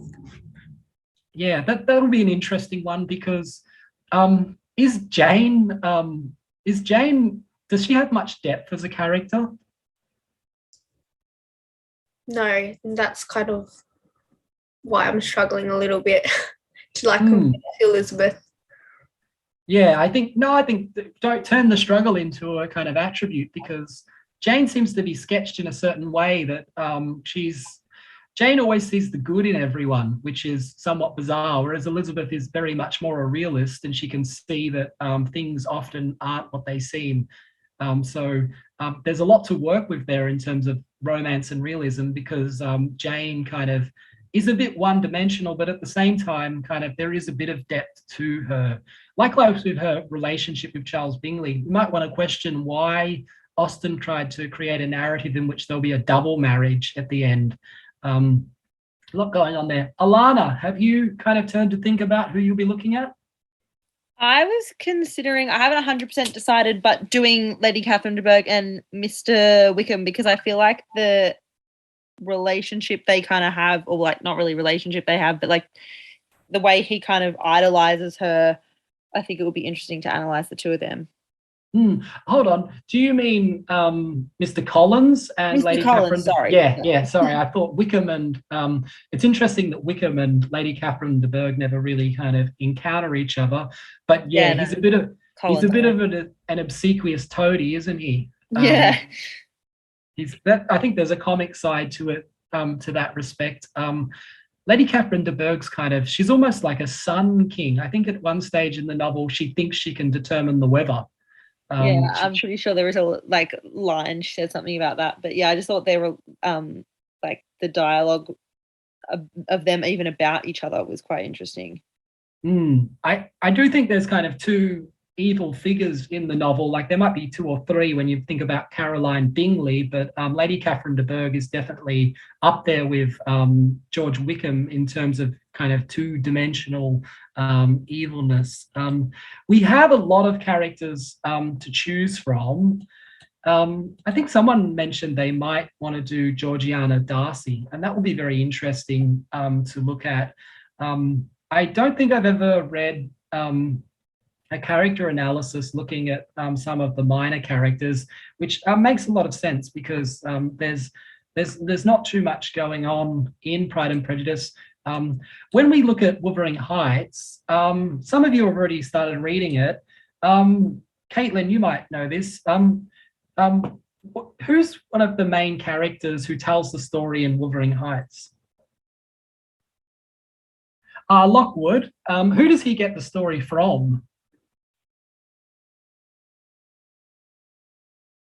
The maid, the servant, Nally Dean, Alan Dean or Nally Dean. The reason why I bring this up is there's a lot of servants in Pride and Prejudice because there were a lot of servants kind of servicing these people from the gentry. Do they really get represented in this novel? Maybe that's just like a self-evident question, but no, they're somewhat kind of cast in the background. So there's kind of not much to go on there, although I will discuss one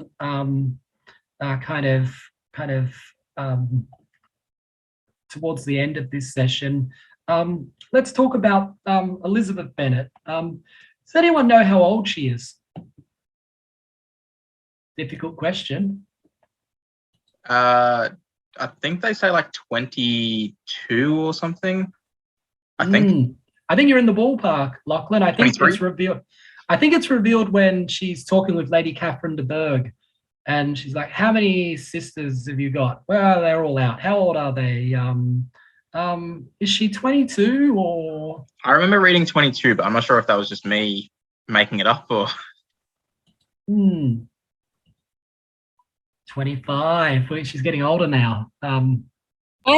She said she was 27 because she's like, didn't she say I'm 27 and I'm already this old? And I think that's Charlotte. Oh, right. Good point, Dana. She is 20 years old and she is the second eldest of the 5 Bennet sisters. Hey, where are you getting that information from, Ruby? I reckon you've jumped on the net here. I'm gonna I had work today, Chris. Leave me alone. Stop bullying me. I'm not bullying. This is not bullying. If you want to know about bullying, no, this is not bullying. I think she's 1 in 20.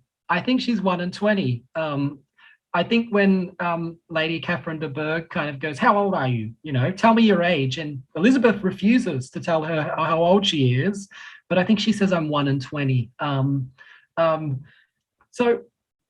I think Elizabeth Bennet, kind of a lot of people might choose to do her.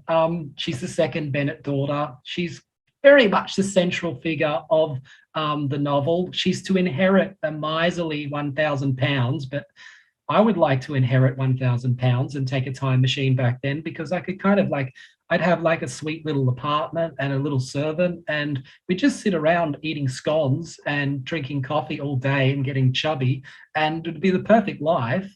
What kind of attributes do we have with Elizabeth Bennet? She's very witty. She's very intelligent.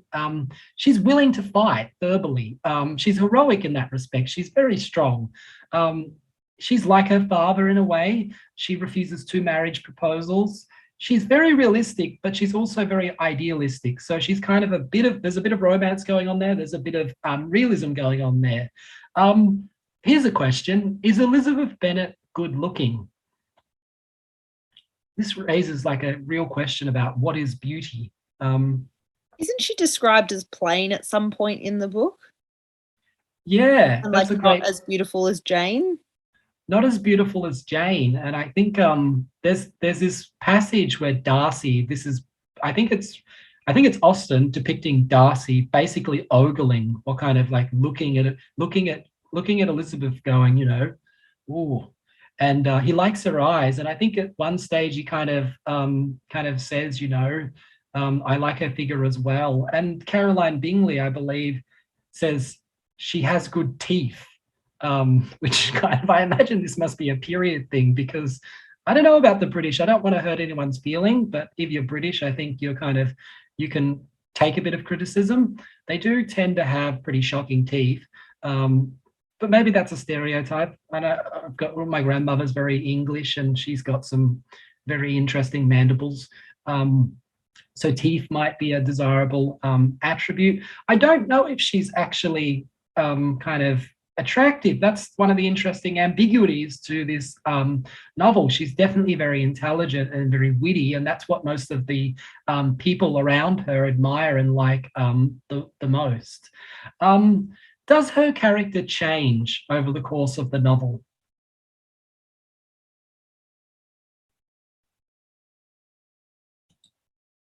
Does she mature? What do you think, Clara? I kind of see you down the bottom and wonder what you think. Does Elizabeth change, or does she remain the same? Hi, yeah, I haven't really said much. I've just been listening to like everyone's ideas. I'm not too sure exactly. I haven't gotten too far through the text at the moment. Oh, that's no worries. Yeah. Does anyone think she changes? Does she I feel like she doesn't change much. She softens towards Darcy, but her personality is pretty much the same, I think, throughout the book. There's a slight change, but I think again, like that's more towards Darcy. Yeah. That's about it. Like she's still passionate, and I mean, she still loves her family and her sister Jane a lot. Still the same towards her dad. Still the same towards her mum. But yeah, I could be wrong. But that's what I've picked up on. No, yeah, I don't think there's much of a right or wrong here. Like when we talk about like historical, like fictive facts, like her age, like there clearly is an age kind of how old she is, but questions about whether she changes or not are kind of they're open. To some extent, she might be connected to this idea of prejudice, because she prejudges Darcy, but Darcy makes prejudgments himself. Is she proud as well, like Darcy's proud, or is it a different type of pride? I think she is quite proud of herself and her family, and I guess how she is, because again, like reading into it, I had to kind of go back and read the summary a few times for each chapter. I've noticed that she does stand her ground, and when it's something that's got to do with, I guess, the female and how they're portrayed in society, she's ready to kind of defend it, and doesn't like what she hears all the time and voices her opinion. So, and they say like she's quite witty like her father. Yeah. So yeah, I think she's quite proud. Yeah, I think. No, go, Caitlin.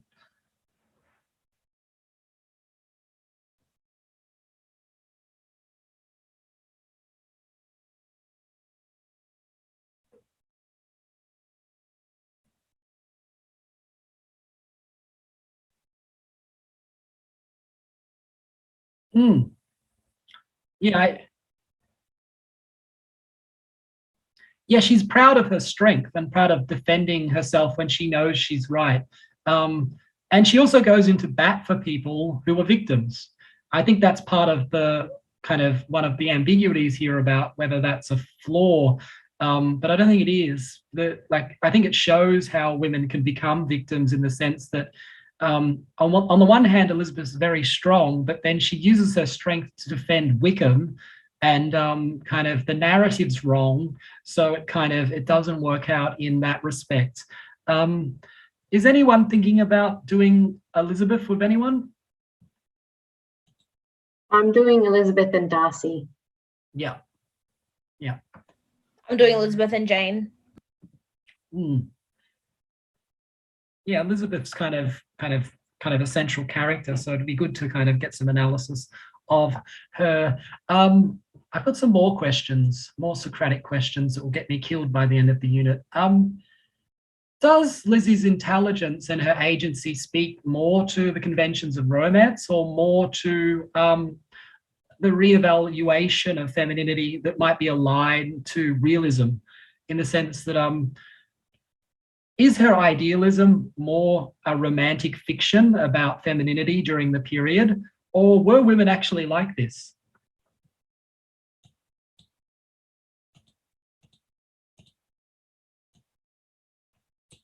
It's a difficult question, but So sorry, are you saying that Austen's, or Jane Austen, or as in, or Elizabeth in the book? To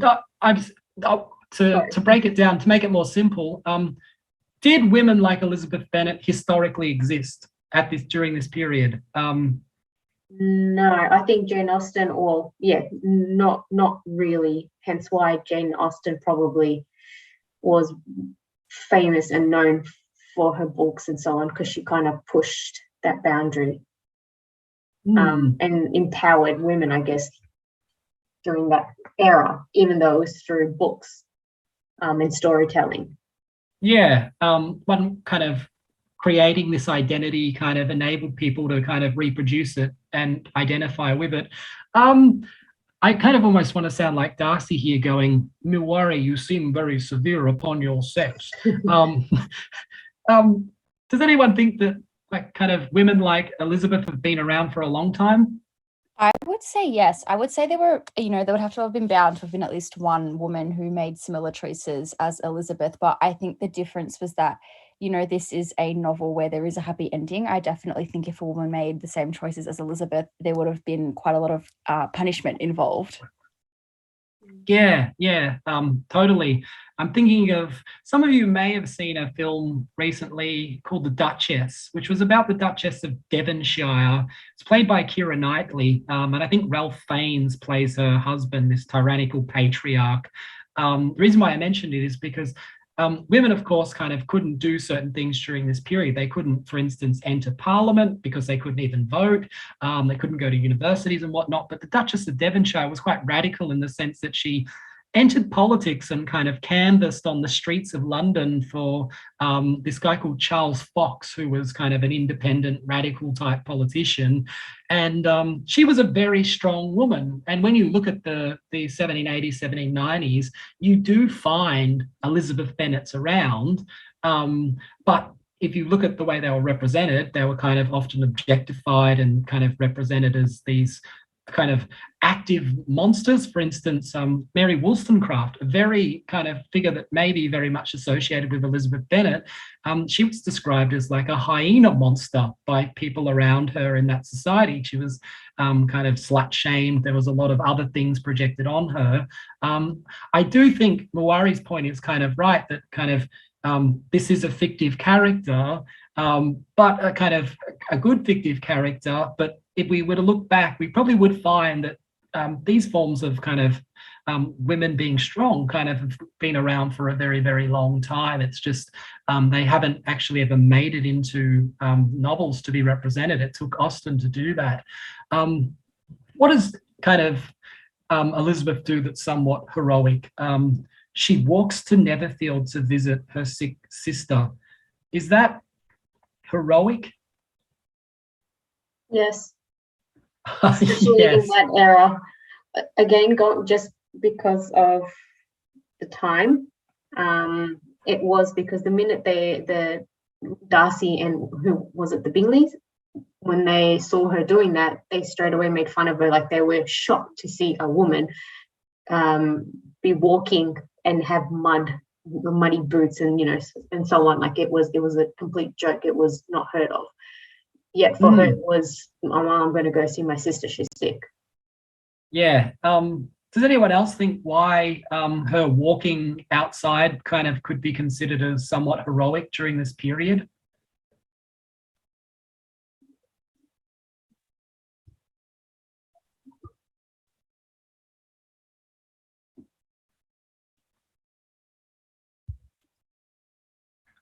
Yeah. Women didn't travel without a companion or a male companion. Yeah. Does anyone remember what Lady Catherine de Bourgh says when Elizabeth just wants to get away from Rosings because she's sick of hanging out with this tyrannical aristocrat? And Lady Catherine de Bourgh's like, oh, so you're going, why don't you wait and our manservant will kind of come along with you because it's very suspicious and untoward for a woman to be walking around by herself. So Elizabeth is kind of very radical in that respect, although you wouldn't see it because kind of times have changed, hopefully to a certain extent, although times haven't changed enough perhaps. She kind of has a lot of heroicism. She kind of takes Darcy's tolerable but not handsome enough insult and she flips it on its head by turning it into a joke. She does all kinds of kind of interesting things throughout the novel. They're very realistic, they're very comic. It'll be up to you to really kind of entangle how much they are romantic and how little they are. Actually wanted to play you this clip. Does Elizabeth, maybe Darcy overcomes Wickham because Elizabeth seems a little bit unable to do that. I love this scene from the 1995 version because it almost gets 2D. It actually reminds me of playing Mario Brothers. Is there a heroic moment in Pride and Prejudice that's kind of more central, perhaps? If we're thinking about does Elizabeth save Darcy in a way? That's a better way of putting this question. Does Darcy need to be rescued? I think his emotional state does. His emotional state? Yeah, I don't think he needs to be rescued in the sense that he needs a wife or anything, but I think Elizabeth coming along could have been the best thing for him. I feel like she pulled him out of his shell a bit more, and I kind of discussed this with my group as well, and that kind of changed the person he thought he was. And yeah, like he said that he would never love anyone, or he can't talk to people very well, and all that kind of stuff. But I feel like at the very end he tells her how much he loves her and all that kind of stuff, so he changes a bit. Anyone else? Does Elizabeth save Darcy from something? Sorry, go.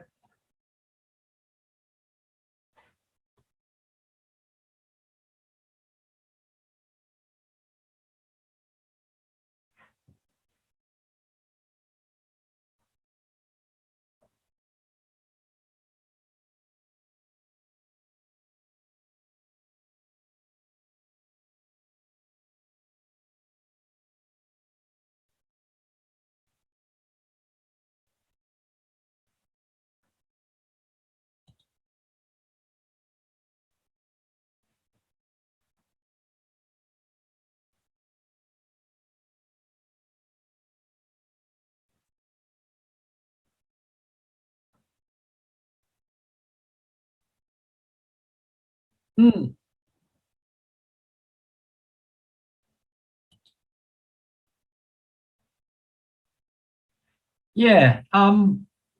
Dana, are you there? I might ask. Is Darcy fated to marry someone in this novel? Well, I mean, the opening line definitely suggests it.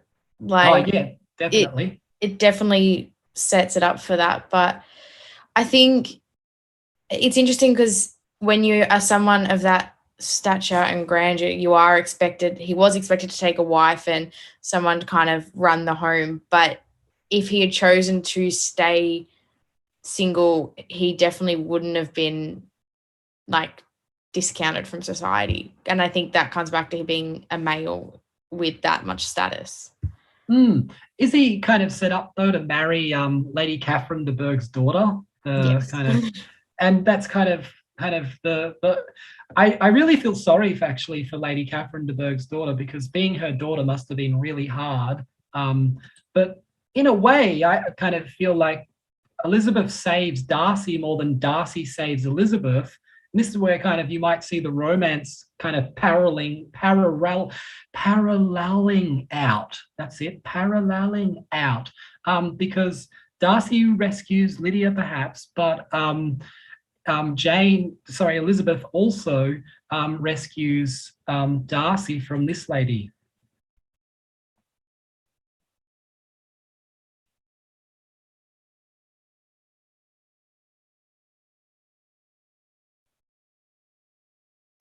Oh, thank you. Share sound. Get ready for a fracker. Trifled with. But however insincere you choose to be, you shall not find me so. A report of an alarming nature reached me 2 days ago. I was told not only that your sister was to be most advantageously married, but that you, Miss Elizabeth Bennet, would be soon afterwards united to my own nephew, Mr. Darcy. Oh, I know it must be a scandalous falsehood. I instantly resolved on setting off for this place to make my sentiments known to you. If you believed it to be impossible, I wonder you took the trouble of coming so far. What would your ladyship propose by it? At once to insist upon having such a report universally contradicted. Your coming to Longbourn to see me will be taken as a confirmation of it, if indeed such a report exists. This is not to be borne. Miss Bennet, I insist on being satisfied. Has my nephew made you an offer of marriage? Your ladyship has declared it to be impossible. It ought to be so. But your arts and allurements may have made him forget what he owes to himself and all the family. You may have drawn him in. If I had, I should be the last person to confess it. Miss Bennet, do you know who I am? I have not been accustomed to such language as this. I am almost the nearest relation he has, and I am entitled to know all his nearest concerns. But you are not entitled to know mine, nor will such behavior as this induce me to be explicit. Let me be rightly understood. This match to which you have the presumption to aspire can never take place. Mr. Darcy is engaged to my daughter. Now, what have you to say? Only this, that if he is so, you can have no reason to suppose he'll make an offer to me. The engagement between them is of a peculiar kind. From their infancy, they have been intended for each other. It was the favorite wish of his mother as well as hers. While she was in her cradle, we planned the union. And now to be prevented by the upstart pretensions of a young woman without family connections or fortune. Is this to be endured? It shall not be. Your alliance would be a disgrace. Your name would never even be mentioned by any of us. These would be heavy misfortunes indeed. Obstinate, headstrong girl, I'm ashamed of you. I have not been in the habit of brooking disappointment. That will make your ladyship's situation at present more pitiable, but it will have no effect on me. I will not be interrupted. If you were sensible of your own good, you would not wish to quit the sphere in which you've been brought up. Lady Catherine, in marrying your nephew, I should not consider myself as quitting that sphere. He is a gentleman, I am a gentleman's daughter. So far, we are equal. But who's your mother? Who are your uncles and aunts? Do not imagine me ignorant of their condition. Whatever my connections may be, if your nephew does not object to them, they can be nothing to you. Tell me once and for all, are you engaged to him? I am not. And will you promise me never to enter into such an engagement? I will make no promise of the kind, and I must beg you not to importune me any further on the subject. Not so hasty, if you please. I have another objection. Your youngest sister's infamous elopement. I know it all. Oh, is such a girl to be my nephew's sister-in-law? Are the shades of Pemberley to be thus polluted? You can have nothing further to say. You have insulted me by every possible method. I must beg to return to the house. You have no regard, then, for the honor and credit of my nephew. Unfeeling, selfish girl. You refuse to understand. Sorry to put you through all of that. Is this a fight? Is this a fight with words? Does anyone have a stepmother who kind of, I don't know, you kind of think that's a bit like Lady Catherine de Bourgh? Has anyone encountered a stepmother figure that's just been kind of pretty bad to deal with? Thumbs up. I've probably had one or two incidents. Yeah, it's kind of, I think it's kind of quite natural, often in relationships, that the stepmother or the kind of aunt is a bit kind of toxic. Is there fight about two forms of kind of marriage that kind of are going on here in the novel? One we probably don't see so much in the West, but it still exists today in a good chunk of the world. As in an arranged kind of marriage between, is it Anne, her daughter? Yeah. And obviously then Catherine. I mean, not Catherine. Yeah, is it Catherine? I don't know, my mind just went blank. Yeah, Catherine and Darcy. Yeah, they've been planning this arranged marriage since kind of Darcy's infancy, but Elizabeth's come in here and ruined it all. So I do think there is like a greater heroicism, even though Darcy may get framed as the knight in shining armor, but Elizabeth saves him as well, which seems quite radical for the text. But Elizabeth kind of does prejudge. That does seem to be a bit of her fault. I also wanted to ask if anyone noted this, and then we'll move on and talk about perhaps Darcy or Wickham. Did anyone get annoyed by Elizabeth? Yes. Dana, you did. How come?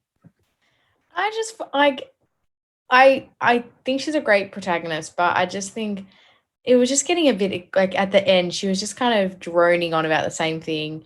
And it was just kind of like, just give up. Let's stop. Nuwari, you had your thumbs up there. Why didn't you, what kind of tipped you off about Elizabeth? It was pretty much what, I'm sorry, who spoke just before me? Dana. I agree with Dana, because when you read it at the beginning, it's like, yeah, cool, awesome. She's different. She's, your superhero of that era. But yeah, it was getting a bit too much. And then it's towards the end, it's like, okay, it's a bit too much. And I found that it was same thing, quite repetitive. Yeah. India. Hi. Yeah, I think what really annoyed me about her was that she just assumed that whatever someone told her was the truth. So Wickham told her something and, it wasn't the whole truth. So I think that really annoyed me. It's like she believed, even though she's the kind of person that, I don't know, can see through it, I feel like she didn't at that point. And that kind of frustrated me. And she took it out straight away on Darcy without even asking him what his side of the story was. That annoyed me. Almost like she was looking for a fault to be angry at him. Yeah. One of the things that I still always like Elizabeth by the end of the novel, but I don't think she'd like me. I think she was a bit of a snob. There's a scene where she's in the carriage with the Lucas family, the younger Lucas daughter and Sir William Lucas. And she's sitting there staring at them and they're talking, and her monologue is, I wish I wasn't sitting here with these people with their kind of inferior information. I'd much prefer to be with kind of people of a kind of more sophisticated area. And you kind of see it's not a kind of an issue, but the novel does kind of close with Elizabeth going to Pemberley and being more superior than everyone else, which is a part of the novel's poetic justice. But she's a little bit of a snob for my liking. So kind of that's one thing. Did anyone notice the way Elizabeth is very rational at the beginning, but then she kind of becomes much more emotional as the narrative kind of progresses? She doesn't really kind of get kind of too emotional early on. And then after Darcy's first proposal, I think I've got a quote here. After rejecting Darcy's proposal, the tumult of her mind was now painfully great. She knew not how to support herself, and from actual weakness sat down and cried for half an hour. Is that a little extreme? Like, I've cried myself. I cry kind of here and then. There's a lot to cry about. But do you cry for half an hour? That's some serious crying. I don't know, like, would your tear glands kind of run out or something? I don't know, kind of, that's a lot of crying. And I think she does gradually become kind of, perhaps this is just a question about falling in love. Is falling in love like an irrationalizing process? Do you have to trick yourself into kind of loving someone? You have to defy your reason.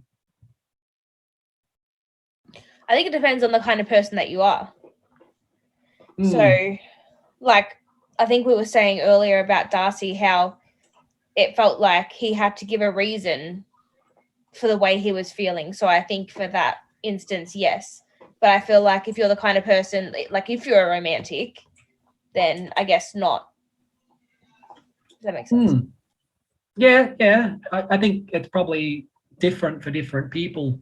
But I kind of feel like love is a very irrational thing, although it seems very logical and rational. You kind of look what lovers do. Like, look at how they smooch each other. Like, kissing is, I don't know, is that rational? Like, I don't kind of get why they kind of do that. But I've done it. I enjoy it. But I don't think kissing is rational. I don't think some rational philosopher can come along and go, oh, there's a rational explanation for why we're exchanging saliva in a very aggressive manner with our mouths. Let's talk a little bit about this chap here, Fitzwilliam Darcy, looking kind of very longingly somewhere. Does anyone know what age Darcy is? We kind of learnt that Elizabeth's 20, 21, 23 perhaps. What are we looking at for Darcy?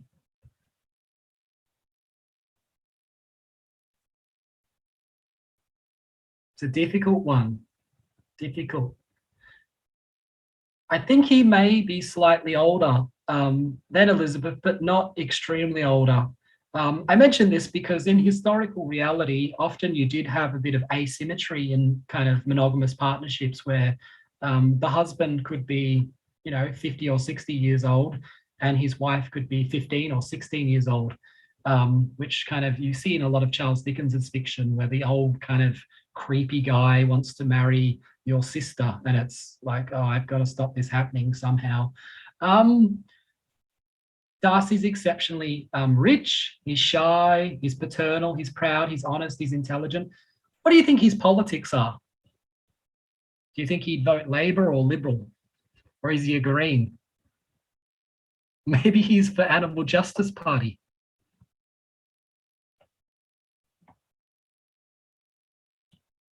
I've got Conservative here. Would that kind of fit him down? What do you think, Basil, if you're there? Is he Conservative?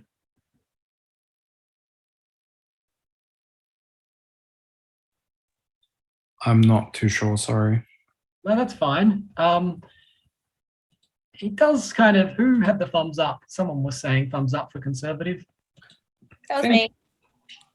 Traditionally, people of like higher class and like wealthy people tend to be more conservative in general. So I guess if we're going by stereotypes, it would be expected of him.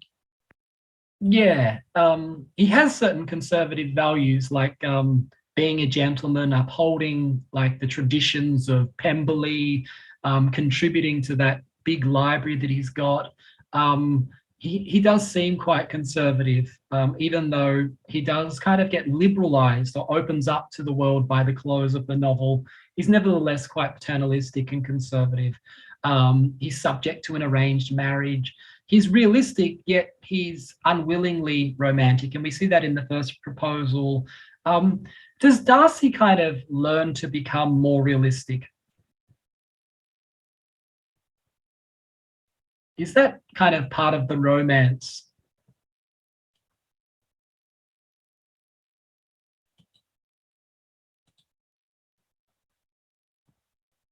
Hmm.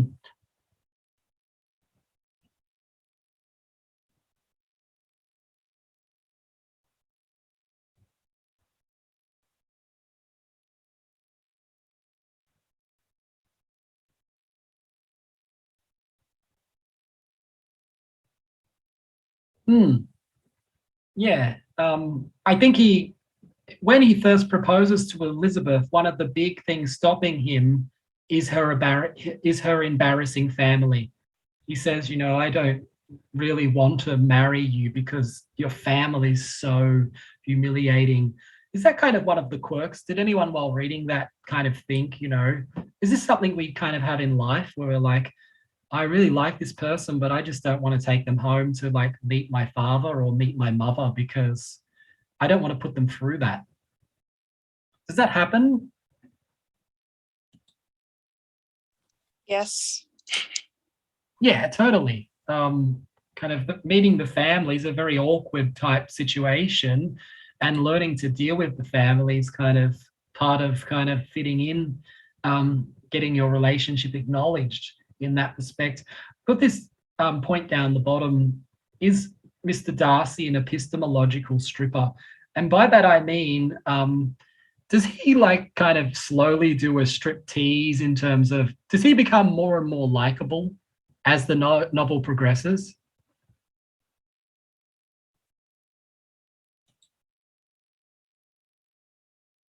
Yeah, yeah, I'm not sure the metaphor is quite right there, an epistemological striptease, but what I mean by that is he slowly kind of takes off certain aspects of his character, and he kind of becomes much more likable as the novel progresses. It's a very kind of slow process, nevertheless. What else can we say about Darcy?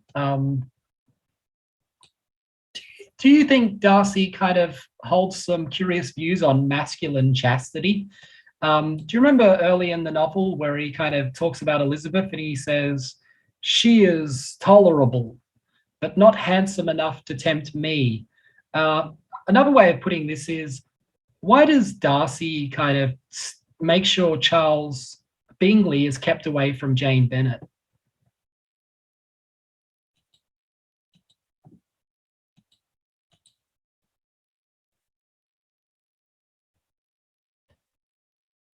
I think we have like an inverse notion today where it's usually women who are vulnerable from predatory forms of masculinity, which was the case back then as well with a character like Wickham. But why would a rich gentleman kind of be worried about his man chastity? It's a weird way to put it. Did anyone not find that kind of strange? Why would women be tempting to kind of men?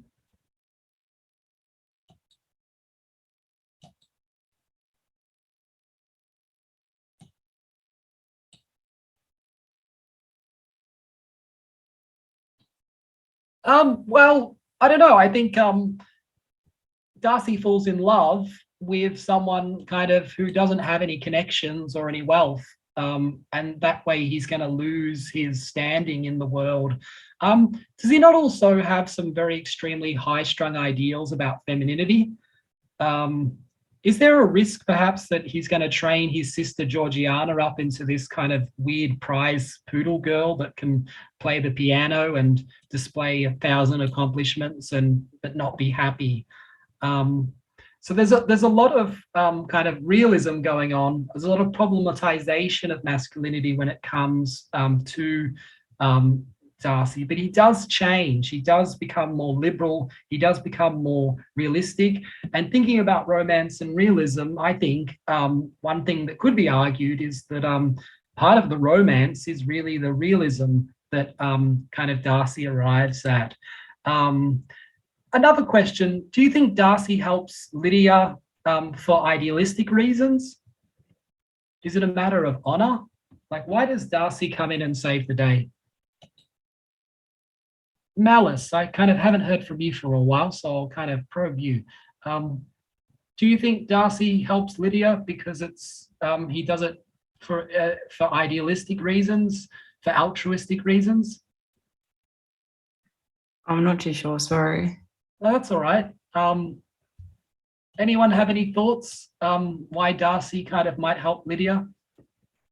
Is it, and sorry if I'm cutting someone off, for lack of a better term, is it just to get into Elizabeth's pants? That's how I interpreted it anyway. I think it's a funny phrase because, of course, women didn't wear pants during this period. So you make a really good historical observation because, but nonetheless, I do think that's part of it, definitely. I don't think, and maybe this is part of the romantic aspect to Darcy in a sense that, would you not find it romantic if someone did something which apparently was to help someone else, but then they said, I only did that because I wanted to help you? Does that make it more romantic a little bit? Is there any other way of reading it? Because doesn't Wickham try to elope with Georgiana and then there's a bit of a cover-up? Darcy has to cover up this elopement and he doesn't want to tell anyone about it because it'll bring shame to the Darcy family that there was this possible scandalous elopement. Who knows what would have happened or what could have happened while they spent their time together, because Wickham's, he's a very attractive gentleman. So that needed to be hushed up. Perhaps he's just doing it as a matter of honor. Once again, it's ambiguous the way this romance kind of gets solved. Is Darcy's pride like a realistic social problem? Is there a problem with being so proud during this period? What do you think, Kathleen? Is he too proud and is this a problem? I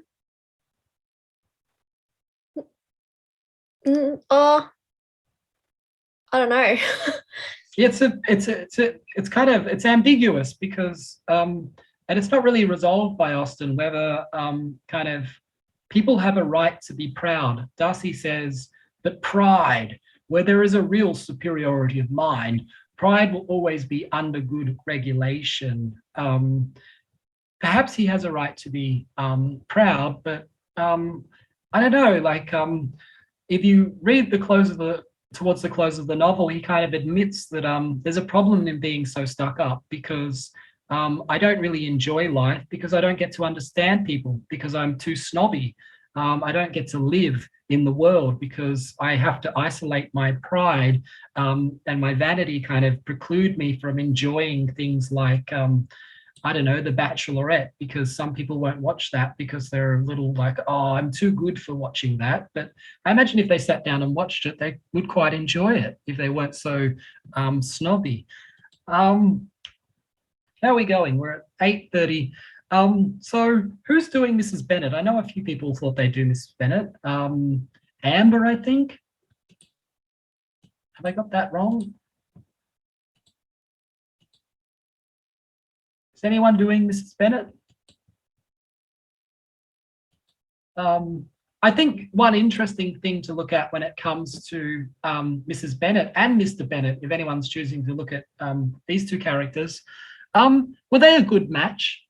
If we're thinking about marriage being central to this romance, was their partnership, their pairing up a good match? India, do you kind of have any memory about why they got married? I read a thing that said they got married because, like, he married her for her looks, but I'm not sure how accurate it is, and I can't. No, yeah, you're right. You're right. You're 100% right. So Mr. Bennett married her because she was young and attractive. Sarisha, are Elizabeth's family, their parents, are they a good pair? Do they get along? According to the novel, they are not, because he always criticized her and she didn't understand the sarcasm of what he's going through. Yeah. I don't think so. No, totally not. They're like, he spends most of his time in his library reading books, and she spends most of her time in the parlor scheming to try and get her daughters married. It's not a very good partnership. It's not a very kind of good marriage. It was purely basically a sexual one, and it kind of fizzled out pretty quickly. Mrs. Bennet, is she like her daughter, Elizabeth Bennet? Melinda, did you find Mrs. Bennet kind of an interesting character? Is she idealistic and romantic? I think she's idealistic in wanting to marry off all her daughters because they can't support them for the future. And just the fact that she wanted Elizabeth to marry Collins, even though she knows her daughter wouldn't have liked him. But it's always said that Elizabeth gets along with her father, and I think you can see the similarities. Like you said, the father likes to be in his study and all that. Yeah. And the father likes making fun of people. He's like a connoisseur of people's errors, and that seems to be his main enjoyment. Mrs. Bennet, when you're thinking about realism, she's very realistic in the sense that she's a materialist. She just looks at everything and thinks about how much it's worth, and kind of, if you're not worth anything, she doesn't really want to have anything to do with you. She's probably, although she's a comic figure and she's somewhat harmless, she actually kind of does kind of do some evil things, but she's competitive. She's always fighting with the Lucas family. She's very myopic. She's short-sighted. She doesn't think through things. She's hypocritical. She's obnoxious. She insults people without even knowing it. She's egocentric. She's embarrassing. She's a figure of comic relief. Is she intelligent? I want to kind of ask, is there like a moment in this narrative where Mrs. Bennet works absolute genius, like a Machiavellian kind of intelligence? Does she do things that are really clever?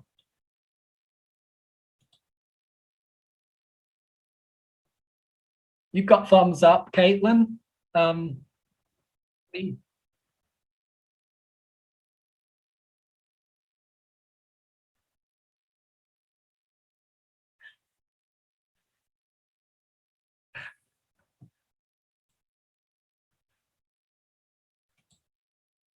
Yeah, she's very cunning. She plots that Jane will get sick because it's gonna.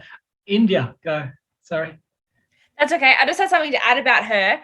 I was going to say the same thing about that I think at the time, like, she thought she was so smart by doing that. So yes, I was going to say that as well. But also, I also read another thing about them, and that said that they could have been a good couple when they were younger. So Mrs. and Mr. Bennet.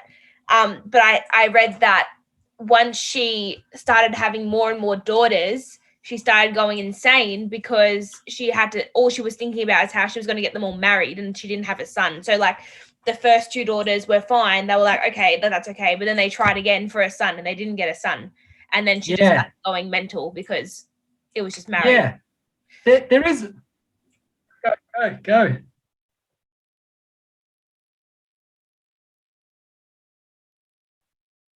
Yeah, I found it really strange also.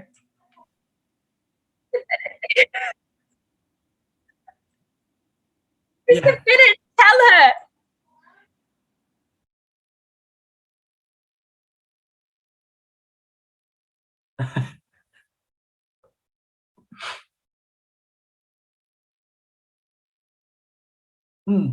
No, it's a great point by both Caitlin and India in terms of kind of putting Mrs. Bennet's predicament in context, because Mr. Bennet doesn't really do too much in terms of helping his daughters kind of find partners, although he calls on Bingley.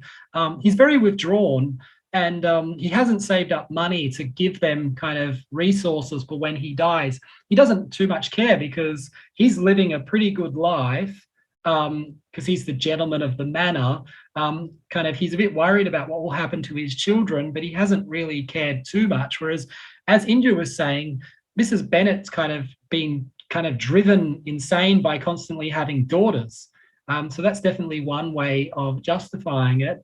And she's also quite intelligent when she plots that Jane will get sick, so she'll have to stay at Bingley's longer. So there's a lot of intelligence there, and there's a lot of realism to her character. Yeah, she does remind me actually of my grandma. She does a lot of things like that. She would plot, and she was very manipulative. She used to be very tech savvy, but then she realized that if she pretended she didn't know about technology, she could get people to do it, which is a bit frustrating. Is that a common thing?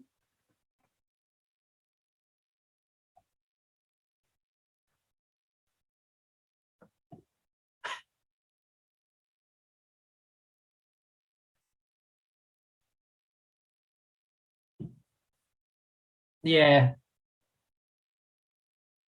you do it. You do it. Yeah, I see through it now. So Mrs. Bennet is very materialistic. I think what I'll do is these slides are all up in Collaborate, so I won't go through them too much.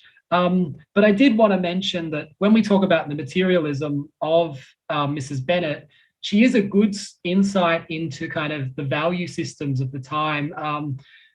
For instance, when Jane gets a proposal from Bingley, she says, "Oh, my dear, dear Jane, I'm so happy. I'm sure I shan't get a wink of sleep all night. I knew how it would be. I always said it must be so at last. I was sure you could not be so beautiful for nothing." Is that a horrible statement, kind of, in a way, or does it kind of sum up kind of like, can one be beautiful just for being beautiful? Like, what's she implying about beauty here?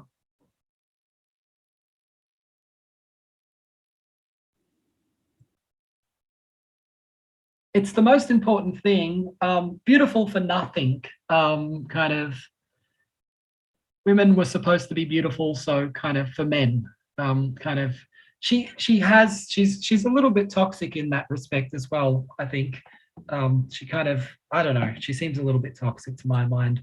I think maybe we'll talk about George Wickham and then wrap it up, because I'm feeling like you guys are kind of maybe a bit exhausted, it being our third session in our first week. But I do want to say something about Wickham, because there is a way of reading literature. It's called reading against the grain. And you can read against the narrative arc of Pride and Prejudice to kind of render Wickham, kind of give him a defense. Is it true of Wickham that he's one of the most worthless men in Great Britain? That's what Mr. Bennet describes him. Is he the most worthless man in Great Britain? Does he just deserve that epithet? What do you think, Ruby? Is he the most worthless man in Great Britain? I don't think he's the most worthless, but I don't think that the main characters see him as valuable to their lives. No. It's a pretty horrible statement to describe someone as totally worthless. And I think it points to that kind of issue of romance where he gets totally demonized. I did want to ask the question, it goes to Wickham's class. A lot of the characters we've looked at have all been of like middle to upper class, what you would call the gentry, kind of on the verge of being aristocrats. Wickham is demonized for like logical reasons.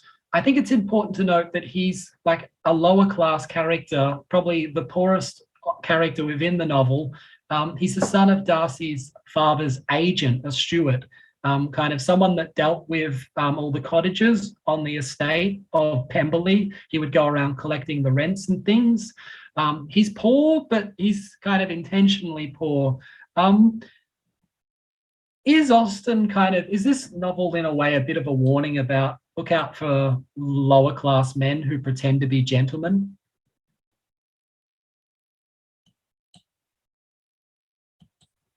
Like, is Wickham a fraudster? Is he like a lower class dude going around in a Gucci jacket, kind of saying he has a penthouse in St Kilda when he's going to take you to Preston? Which is kind of what he does. Jamie, what do you think? Is this an issue of class? Is it because Wickham's lower class, that's why he gets so demonized? I think it could be. Yeah, I'm not too sure. It is ambiguous because does Wickham deserve being does he deserve what he gets in the end?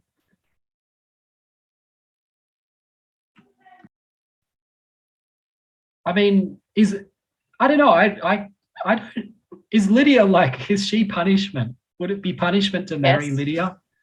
Who said that? Who said yes? Me. Dana? No, I just,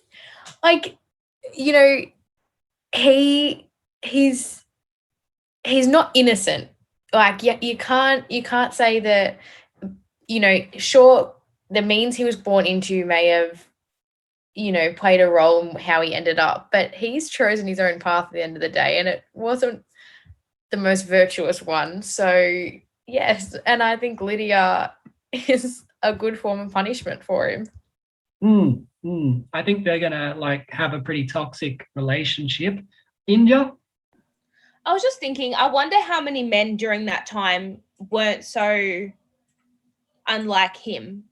Like, I feel like around that time there would have been a lot of men that were very similar to that, and so it's probably not as bad like the way we see it today, yeah, but back then I feel like it might not have been such a big of a deal.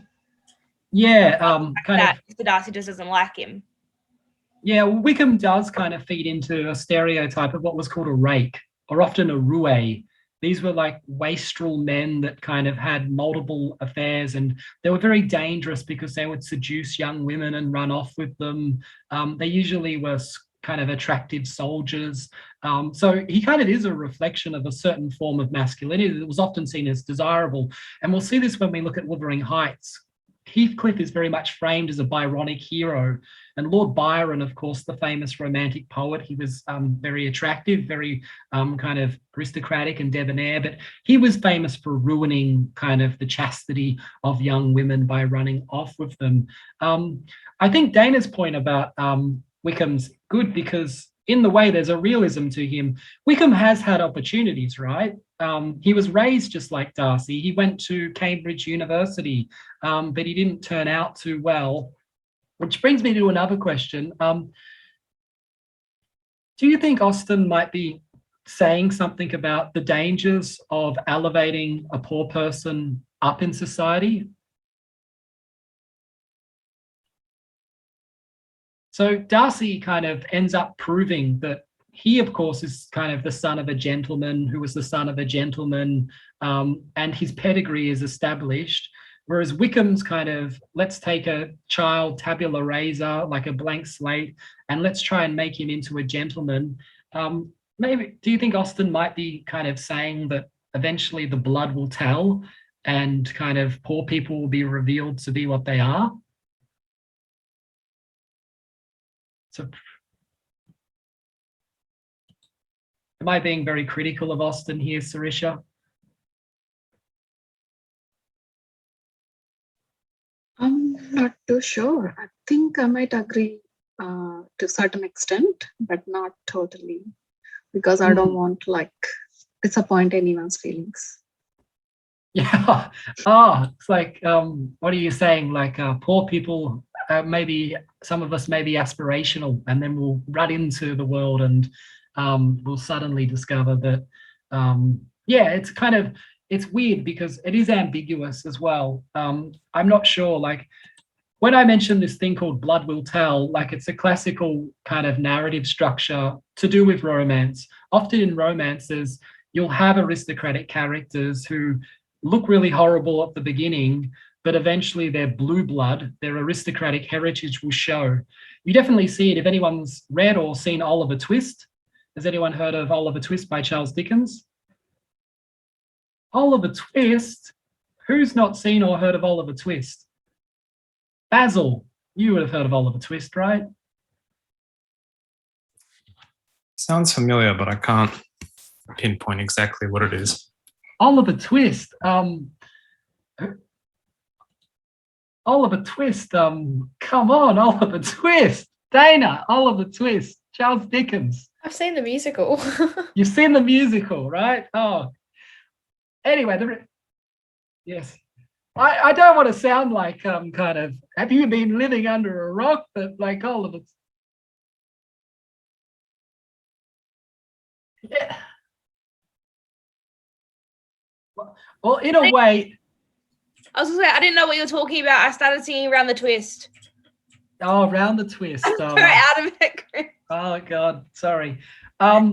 What's the time? Oh, how about we call it a night? Because I feel like everyone's totally exhausted, and I'm like probably going to get put to death if I keep asking you any more questions. But the reason why I mentioned Oliver the Twist is in Oliver the Twist, please, sir, can I have some more? Oliver the Twist is essentially a little gentleman boy. He was born a gentleman, but he was thrown into the slums of London, but he never loses his gentleman manners. And this is kind of very typical of kind of ideas about class at the time. If you were of a certain class, it would eventually would show. Even if you were chucked in amongst the rabble and the riffraff, someone would come along and say, oh, that little Oliver Twist, he must be a young gentleman boy, as opposed to all of those decrepit little street urchins who deserve to be shipped off to Australia because they're so kind of convict looking and poor. Anyway, I think I've actually got a whole lot of slides that kind of run through tons of characters here. I would have liked to have talked about Charlotte Lucas because I've always had the hots for her. And but what I'll do is I'll put these are up on Collaborate. I'm going to stop the share now because you guys have been incredibly patient. Go through these in your own time. You'll probably find a character that you may be interested in. I've got Caroline Bingley there. I've got heaps of characters, detailed rundown of them to look at. Kind of, if you want to ask questions about any of them, send me an email. But I do feel like you guys might be a bit exhausted now, it being our third session in the first week. So I think we'll call it a night. But does anyone have any questions? Because I've got plenty of time to answer questions. Can I just confirm this assessment we're working on now is due Sunday midnight, right? Yeah, Sunday midnight. Yeah, exactamundo, Dana. I think it somewhere maybe on Collaborate it may say Friday midnight, but I pushed that back to Sunday midnight. Likewise, if anyone sees anything of Bridget Jones's Diary, Jamie, if anyone, just before I go to you, Jamie, if anyone sees anything about Bridget Jones's Diary, tell me, because I'm slowly kind of, it's like crabgrass or something. It's like a weed in your backyard. I'm trying to spray it, get rid of it, but I can't find it. Jamie, what were you going to ask? Yeah, I just got a quick question about referencing. Do we have to use direct quotes or can we paraphrase and then put the reference at the end of the paraphrase? Are you talking about referencing the text, the novel, or referencing a secondary source? More secondary. Yeah, paraphrasing is fine. Yeah, that'll be fine. Just put the Hardsworth version of paraphrasing at the end, which I'm pretty sure is just the author and the date. Sometimes you should put the page number as well, but yeah, I don't think that will be kind of too much of an issue. Don't, of course, plagiarize. I don't think you'll be able to find anywhere a version of this assessment to plagiarize. So I don't really worry about that. Maybe on the long essay. Yeah, but no, that's good thinking, Jamie. Yeah. I will, in a way, this assessment is for me to spot kind of areas where I can go, hey, you need to do this, hey, you need to do that. But this is really good. This will help you with the long essay. How are we all feeling about it? Clara, are you feeling positive? You ready to start writing your first assessment? Yeah, I am. These classes are actually so good. Are like they? this, they are honestly Oh, thank you. very Yeah, it's hard. informative. Yeah, it's hard to tell. Like sometimes I'm sitting here going, oh, you know, these people are so patient. But No, it is. India, I was just gonna say it's the same for me. I feel like these classes are the one unit that I've had where I feel like what we're learning about in the class is directly related to the assignment, and Yeah. like the things that we learned today has helped so much for the assignment. So kudos to you. Yeah. oh, no, thank you. Agree. No, big time. I think, yeah, and if you send me emails, my job is to help you do well on your assessments. It's not to kind of give you a kind of bloviation on kind of where Jane Austen went to the toilet in 1814. So that's good. I'll keep doing that, and I'll keep structuring the discussions as we move forward into Wuthering Heights and Tiss of the D'Urbervilles around the essay questions. So I think I missed out on talking about dance. So what I'll do is I'll try and incorporate that into a discussion of Wuthering Heights, and I'll try to incorporate most of the essay questions kind of into our discussions. And you'll also note that I know I haven't got everyone here, but I'll send this out in a universal email. We probably may not have time, well, we won't be able to do it during our time to go on our excursion to the NGV. So that will probably get filled in with something, most likely a session on Wuthering Heights. I'll talk about that on Monday because you guys are getting pretty tired, but we will have an entire session on essay writing. And actually, I'm actually quite good at writing essays. I've won essay writing competitions. So thank you for the claps. Yeah. I may be a ranting fool in many respects, but one thing I can do is write essays. So I'll be very helpful there. And I'll be kind of, if you really want feedback and you want to know how to write kind of well, I can give you lots of feedback. I do often find that kind of students aren't getting any feedback at all. And that's not good because in a way, these literary study units are for you to learn how to write well. So Milwari. I was just going to say my last unit, unfortunately, I reached out and asked for help a couple of times, but she just kept being around the bush, like wouldn't give me a direct answer. And I went according to whatever she gave me, advice wise, and I still got a very bad mark, which was disappointing because I was trying to ask her for help and I did what she told me, but yet it was incorrect. Yeah, that's kind of disappointing. That happens, and like there's a few reasons why that happens is because people aren't really we don't really get paid to kind of do certain things. But the way I see it is the whole point of a lot of this is so you guys learn how to write well and argue well and research well.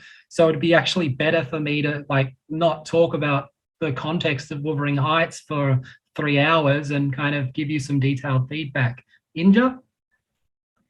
One of my teachers literally told me that she only responds to emails on the days that she's working or whatever. So I think it was only like 2 days that she told me that she was going to respond to emails. And I was like, well, that's not very helpful. Like I emailed her and I get a reply for another week. I was like, well, the assessment's done now. Like, thanks for your help. Like, yeah, it's frustrating. So thank you for being a really good No, I think it balances out because in some ways I won't be so good, but in other ways I'll at least try and help as much as I can. So that's all you can do is kind of that. Because at the end of the day, we don't have too much time to actually discuss, when Jane Austen was born, how many brothers she had. Clara's saying in the chat, she thinks she was in that class. Now, you'll often find, Milwari, that sometimes it's more just the staff are so kind of totally burdened. But I do think if you reach out, and that's what you should do, because some people just won't. Like some people will just be, I did reach out to her. And I mean, she was great, but it was just sad because it was a few students and that it happened to where we asked for advice, but she didn't really give us advice. It was more that we asked a question and she said, yeah, that's right, you can do that. And then when it came to us actually doing it, it was marked as incorrect. So we had to actually go back to her and be like, look, we went according to what you said, but we're still being marked down. It was just a little bit confusing. And so that's that part I didn't understand. No, it's perfectly understandable that you didn't understand it, because it sounded like some goals were set and then they moved them while you were trying to kick the ball through the goals, which is, that's kind of not so good. But I'm hoping, Basil, were you about to say something? Yeah, I had a question, a bit off topic, but if you were only going to watch one of the movies, would you watch the 95 one or the 2005 one in terms of like accuracy and meaning? We're talking about Pride and Prejudice here? Yep. Yes. You'd watch the 1995 one because most of it is very, very accurate. But you're being a bit sneaky there. I think you're like, oh, I don't know if I can read this whole novel, right? And you're like, which one's more accurate? It's just, I feel like I'm like halfway through the novel, and I feel like if I watch the movie, it will help me understand the characters a lot better, because if you're not that familiar with the names, you kind of just read past it and you like forget what was said about them. Here's my advice. Get some popcorn or get whatever snack you like. Sit down and watch the 1995 version. And also while you're watching it, have a notepad with you. And what you want to do is find those areas that you find will be interesting to your analysis and then find them in the book, because most of the dialogue, nearly all of it, will be found in the book. Some will be a little bit different, but the 1995 one is 6 hours long all up. So you'll find a good deal of dialogue there that's very similar to the book. The trouble with the 2005 one is it does take a lot of creative license, and I would not recommend, I think it's the 1941. Has anyone watched that? Mr. Darcy with his eyeglass. Should see how he eats grapes in it. He like walks around and he's got these grapes and he kind of, it's quite funny. It's quite a funny watch to see how Darcy changed over time. Like if you were thinking of like a queer Mr. Darcy, have a look at the silver screen version of him, because he's very interesting. He almost has a rabbit tail sometimes, but watch the 1995 one. That would be my advice. But don't take that advice when it comes to Wuthering Heights, because none of the versions are anything like it, because it's like Emily Bronte wrote it in a godlike way, knowing that people would make adaptations, and she kind of realized that no one's gonna be able to adapt my novel. I think you should be feeling confident going into writing your analysis. It's kind of it's not too serious an assessment. I'd be worried about writing your essays. Not worried, don't worry about writing them, but that's the main chunk for this thing. And I apologize, Basil, because you may have not got any feedback on your essay for poetry and poetics. And that was kind of because I noticed with yours was pretty good, but you'd already kind of submitted it, so kind of beforehand. But I do apologize about that. Yeah, that's fine. Thanks for your answer. No worries. Any other questions? With the feedback that I give you, I'll probably, particularly for your essay map that you've got to present, you've got to present that on the first session of week 3. I'll give you lots and lots of feedback on that, because that will help you out with your essay. And I'll give you a bit of feedback on this one, but I might Kathleen, you were feeling confident about doing your assessment? Yeah. Yeah, cool. How about you, Ryan? I don't know if you're there because you're in your truck.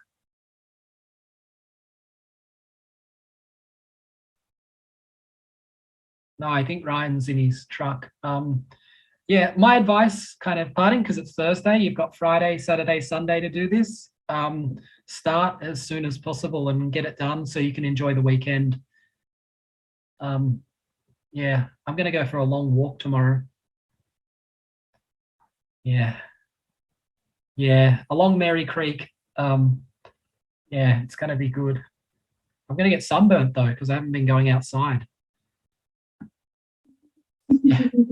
I hate it. I hate it because you've either got to embrace the sun or get sunburnt.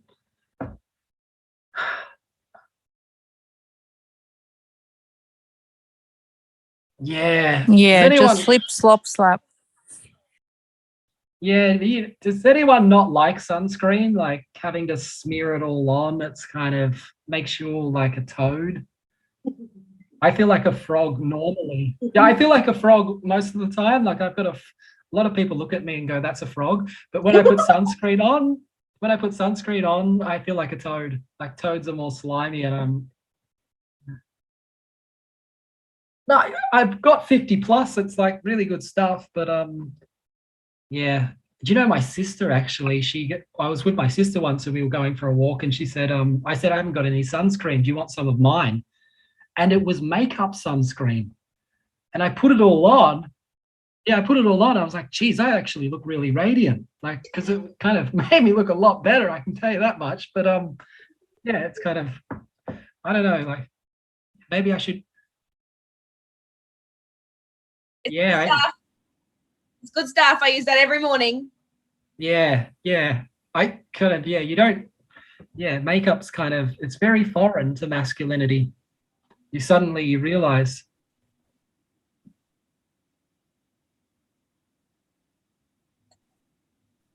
Really?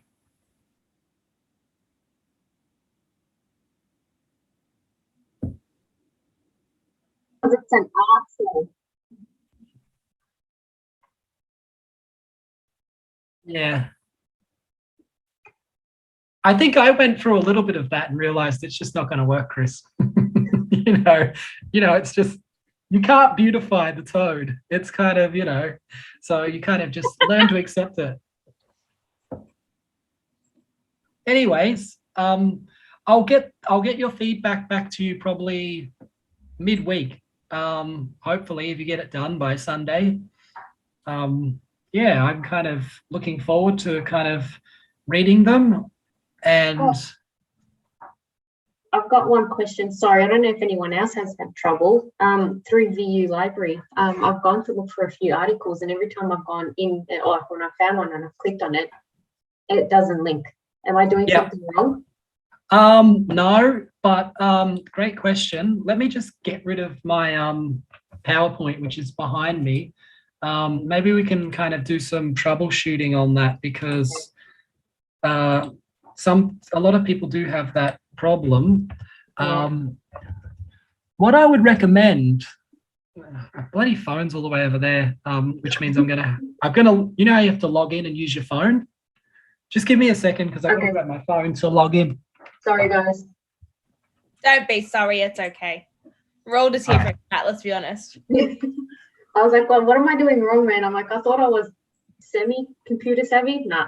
No, mine doesn't either. I try going into links and it just says page not found. I end up going into Google Scholar and then looking up ones there, but then half of the articles I don't have access to. Yeah, you got to pay to get in. It took me a while to actually find one. I'm like, I need one more, but I just can't get my hands on it. Yeah, it's frustrating. Yeah. Do you guys have a look on the eReserve in your Collaborate? Because there should be a whole lot of articles there. But just let me bring up the library. For some reason, it's taken me to my VU portal. Because a lot of the reading, a lot of the additional readings are all kind of, here we go. Just bear with me. All right, let me share the screen and be like, so you can see my screen. This one? Okay. All right, you guys. Follow what you're doing at the same time, so. Yeah, so sometimes you'll be searching here, right? And you'll be like, Jane Austen, masculinity, and you search this thing. You guys seeing my screen? I'll just double check. Yep, you are. All right. I always find it very slow as well. I actually totally sympathize with you because I don't know if I should be telling you this, but maybe we're friends, so let's just talking in a professional manner. Tell the ghost.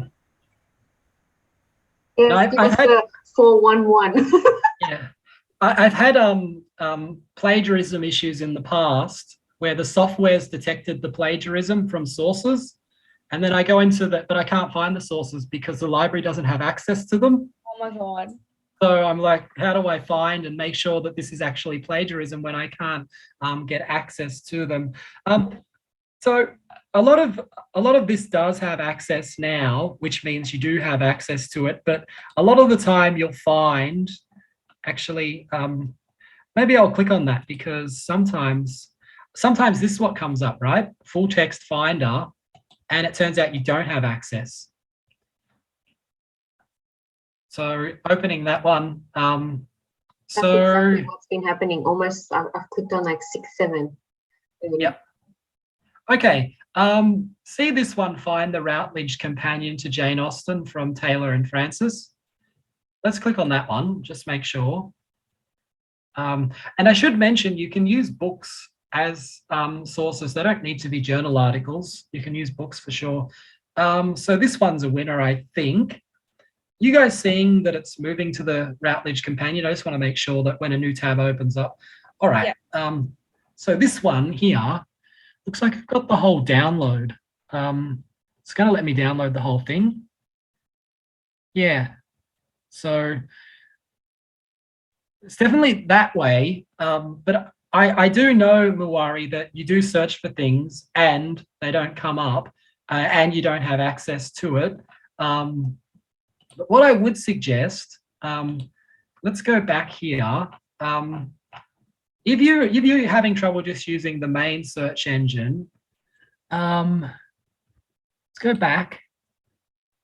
You can search books, ebooks, but you can also, here's 2 areas if you've got a pen and paper.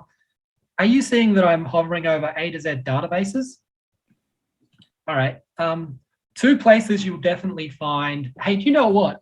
You tell me what to look for in JSTOR and let's see what we can find. So 2 places that are probably the best to search is under J. Go to JSTOR Arts and Sciences Collection. Yeah, I did that from your video when you said that was an option as well. I ended up doing that. And you still didn't find too much? Oh, no, I did, but I wasn't sure if I was supposed to find one through VU as well. Like if No. Go to where you can find the best sources. Okay. So there's definitely here, and you'll definitely have access to whatever's on here.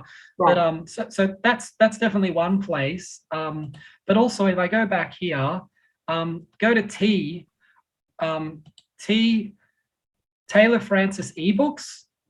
That's a good one because that will have a lot of. Let's open that one up.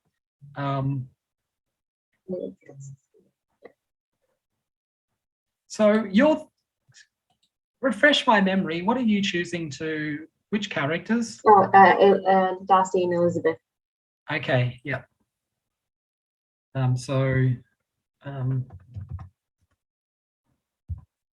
Maybe just Jane Austen,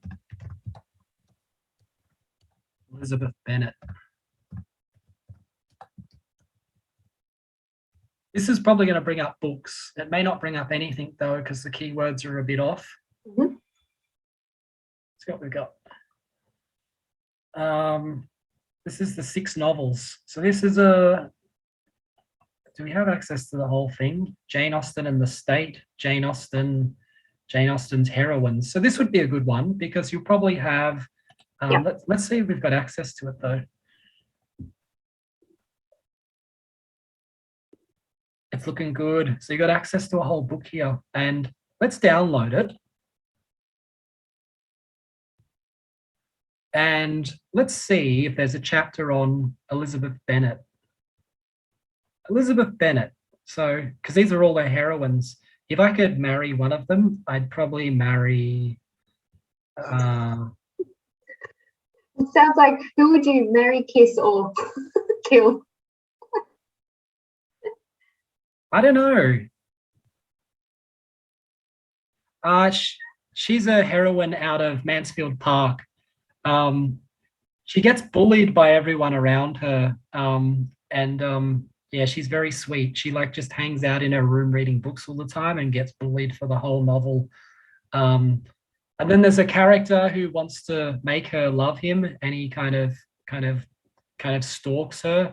And then the kind of outer Mansfield Park, which has Fanny Price, is interesting because that's the one with the slavery backdrop, like the family at Sarisha.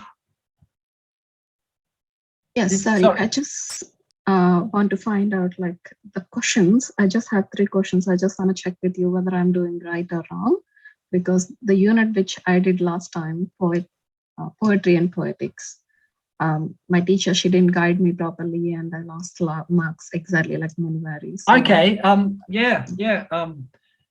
By all means.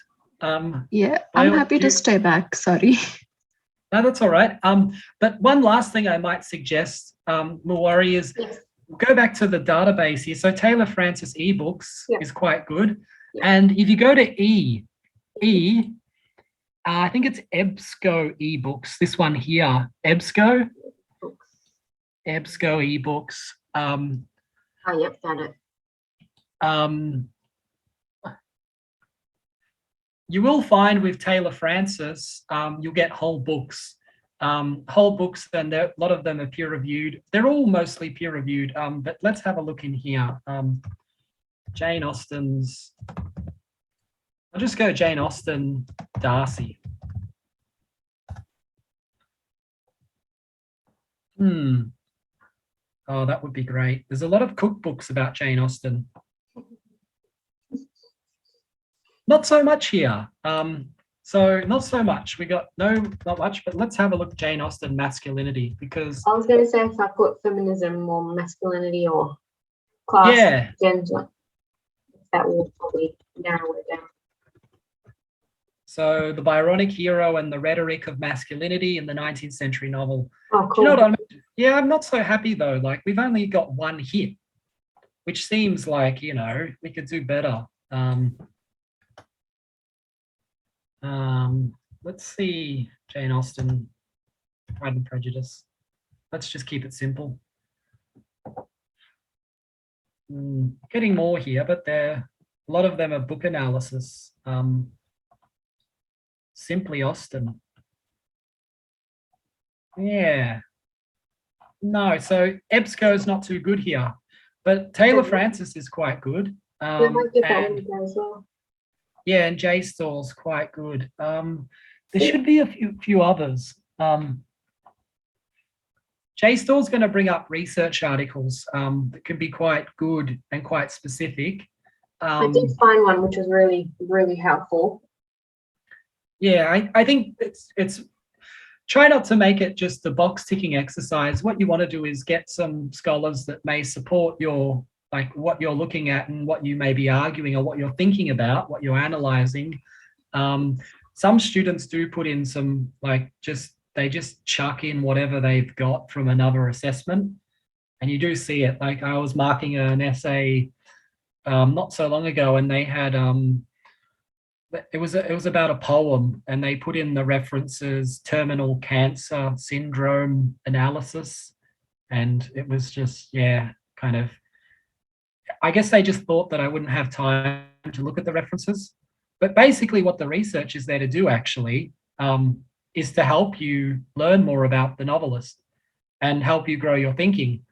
So I know for a lot of you, it's like, oh, this is just painful. I've got to find the sources, but try to use the sources to learn more. I think, India, you kind of seem to be doing a bit of research into kind of stuff because you're always going, you know, I read this somewhere. And I read that somewhere. I was trying to find ideas on like my questions, because one of my questions is going to be, hold on, I've got it here. Oh, I was wondering why the older sisters turned out better than the youngers. And that's where I came up with the fact that the mum probably went crazy because, you know, the marriage and stuff. So yeah, I've just been researching some ideas and like, so I can write the questions. But I have a question for you if you want, like when everyone's all good. But yeah, I'm good. Thank you, Chris, for helping me out. That was easy. No worries. No worries. I'll see you next week. Bye-bye. Yeah. Sharisha, would you like to kind of, I don't reckon people will steal your questions. No, I'm happy to share. It's just like about how I start my assessment, just with the argument. Like my main point is, sorry. No, go. I'm sorry. I keep jumping in thinking you're about to stop, and I keep doing it with Caitlin as well. So go. Sorry. The initial assessment, I want to start with my argument, like why Elizabeth and Darcy, they both had like different perspectives of life. So I want to put that like their upbringings are totally different. Darcy's upbringing is like much more high status in the society, and whereas she comes from like a middle class background with 5 sisters growing up together. So that's why they both are like 2 poles apart, I guess. And you're looking at class there. You're looking at class. You're saying, so that would be touching upon the issue of class as well. So that's really good. So initially my argument starts with that, and then I'm going to give the questions. So my first question is why Elizabeth rejected Darcy when he proposed, because like according to that era, he is rich and he has like enough money and he can provide everything what she wants, like according to her mother. Yet she rejected because of her own personal reasons. So I was thinking about like writing about it in my first question. And my second question is like, class background play a vital role in this Pride and Prejudice novel? I assume yes, and I'm going to support it with my with my research paper. And my third question is, how realistic is romance according to Darcy and Elizabeth? I'm not sure whether that's right or wrong. No, I think they're great questions, particularly the last one. That's going to tick a lot of boxes, and so is the one to do with class. One thing I might suggest with your argument, and it's something just to think about, because you've mentioned that you're thinking that class kind of has an effect on their upbringing and the way they're educated to view the world. You might also want to consider the way Darcy and Elizabeth have different gender roles. So Darcy kind of is educated to become this kind of patriarchal figure who runs Pemberley, whereas Elizabeth's kind of she's not really educated in the sense that, do you remember when she has that discussion with Lady Catherine de Bourgh and she reveals that she never had a governess? So they kind of, she was at liberty. There was a lot of freedom there, but those questions are fine. It would just be you're answering them kind of and bringing evidence from the text to support whatever you're doing. But they're great starting questions. I don't really have anything kind of, there's not too much kind of, they're great kind of questions. They'll be fine. Yeah, I wouldn't worry too much. It's good that you've started and you're asking questions like that, because some students, the ones, for instance, who haven't even turned up to one session, I kind of imagine they will have some curious questions to ask. So yeah, you're on the right path, definitely. Thank you so much. I just want to check, like I don't want to leave it until Saturday and then email you. I just want to check with you today so I can start writing tomorrow. No, I think that's really good. You always can email, like you could email saying, you know, I'm choosing to do this, and can you just give me some hints as to whether this is going well? Yeah, so yeah, don't feel kind of like you'll be annoying me by emailing, because you won't. I kind of like helping more than kind of talking constantly. Thank you so much. No worries. No, that's my job. That's my job. Like, you don't have to thank me, kind of. Yeah, it's weird. Like, I remember a lot of people thanking me during poetry and poetics, and I kind of thought, yeah, I don't know why you're thanking me, because like it's kind of, I don't know, it's weird. It's weird.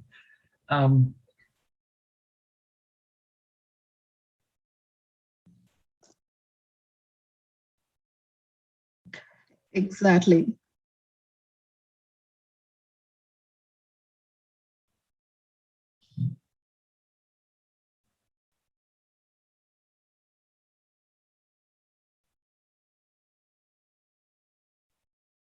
Yeah.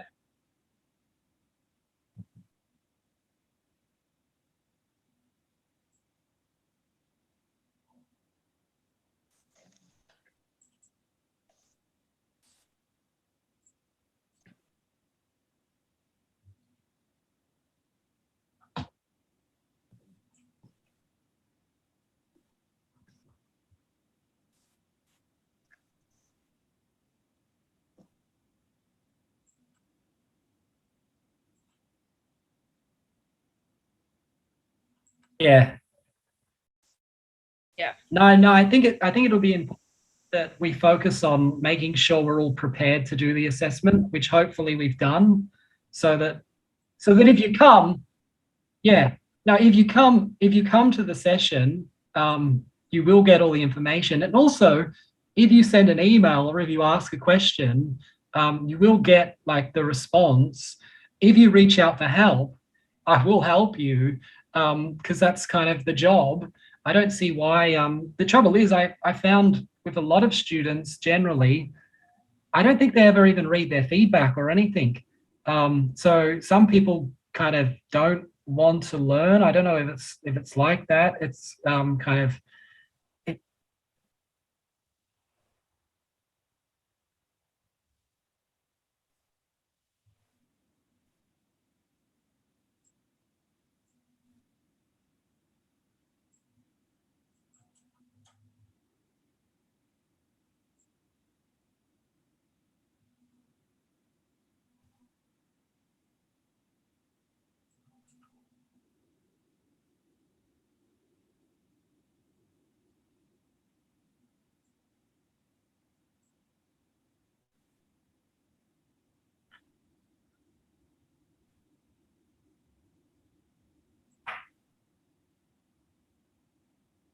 yeah, yeah,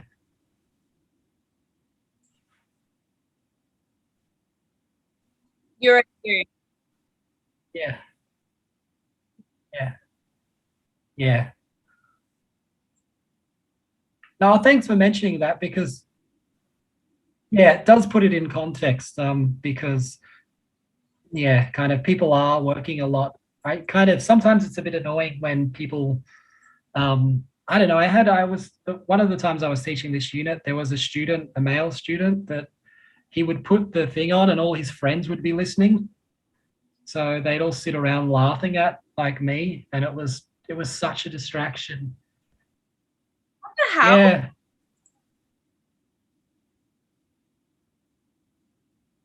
Yeah. So that was yeah, it's kind of like you I would have kicked him out.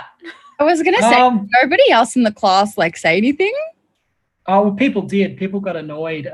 There's been other students that kind of I don't know, because Zoom gives you certain powers, Soleil, it gives you certain powers that you wouldn't have in real time.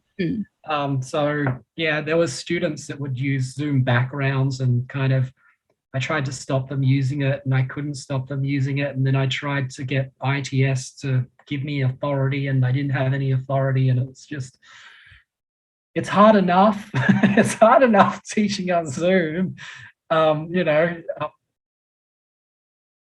Oh yeah.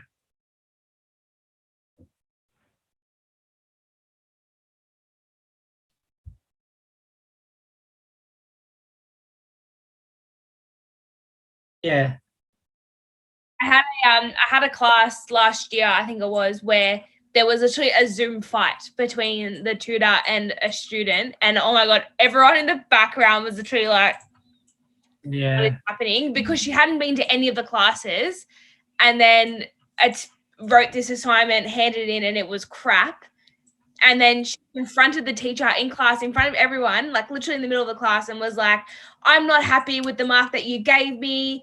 I followed all your instruction. And she was like, well, you haven't been to any of the classes. Like, we've gone through this in all the classes. And she literally went off at this teacher. She didn't even hold back. And everyone in the background was, you just see everyone's camera just turn off because they're all like laughing. But I was like, oh God, like take it somewhere else. Like send her an email. Like don't do it in front of everyone. Yeah.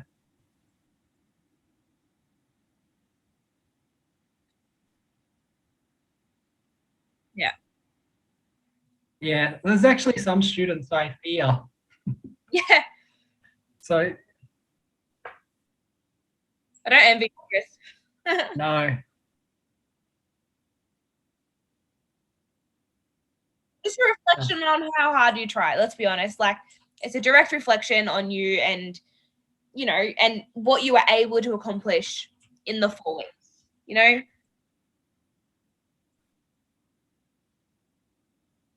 Yeah, me too.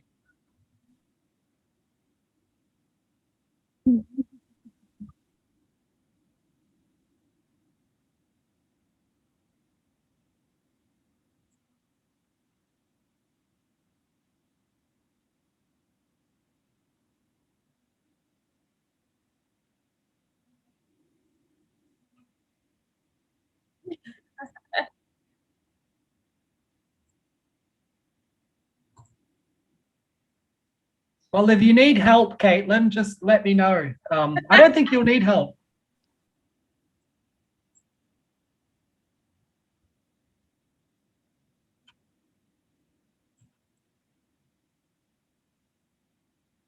Yeah.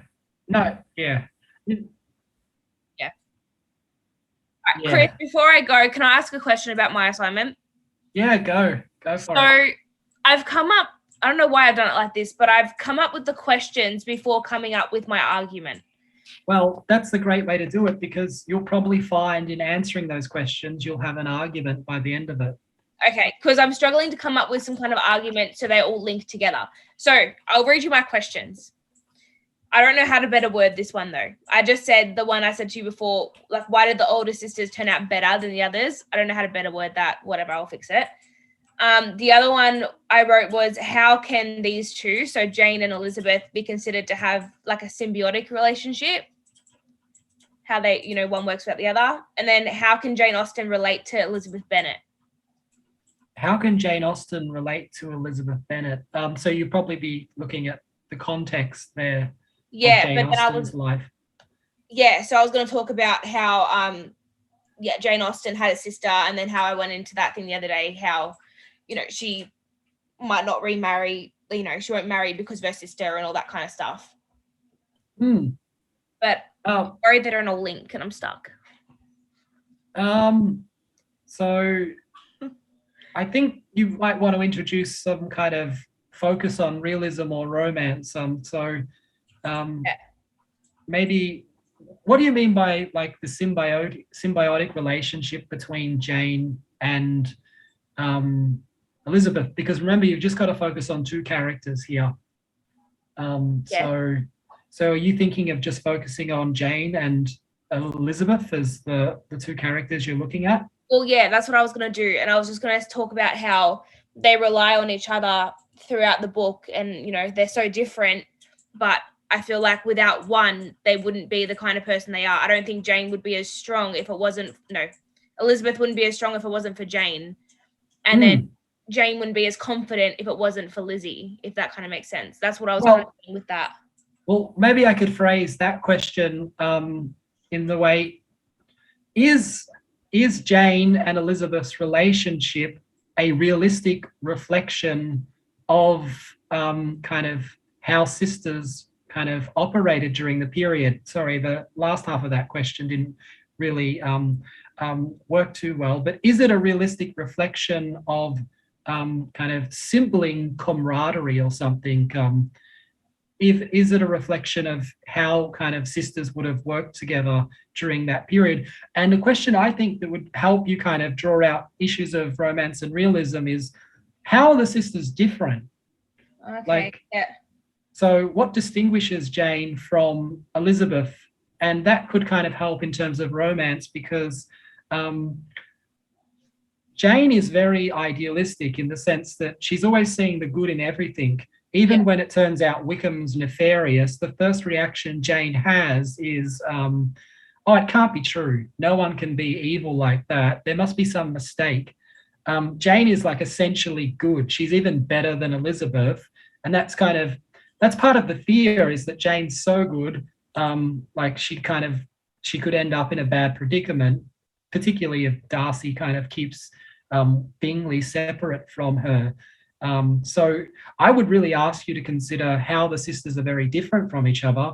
But also, I do think that question you asked about how their relation is symbiotic is really good, because they have those dialogues between each other throughout the novel. They use each other for moral support. And that's a realistic reflection, although I'm not a part of, I don't have an older sister. And when something goes wrong, she's probably the first person I call. Yeah. Because she's got better advice. So those two really feed off each other, and they also have that debate about whether they should reveal to the community Wickham's nefarious deeds. Your first question, though, I found that one kind of problematic in the sense that, no, it's not so much problematic. No, it isn't problematic, because you're answering the question, why are the two elder sisters different from the younger sisters? Yeah. And I was going to bring in class to that and say, like, the whole reason they were like that Mr. and Mrs. Bennet got married is because of the thing, because of the, the beauty or whatever. And then say that, like, the class of them getting married, like, they have to get married for money. And that's why they ended up so different, if that kind of makes sense. It does make sense now, because the younger sisters seem more desperate to find husbands compared to the elder sisters.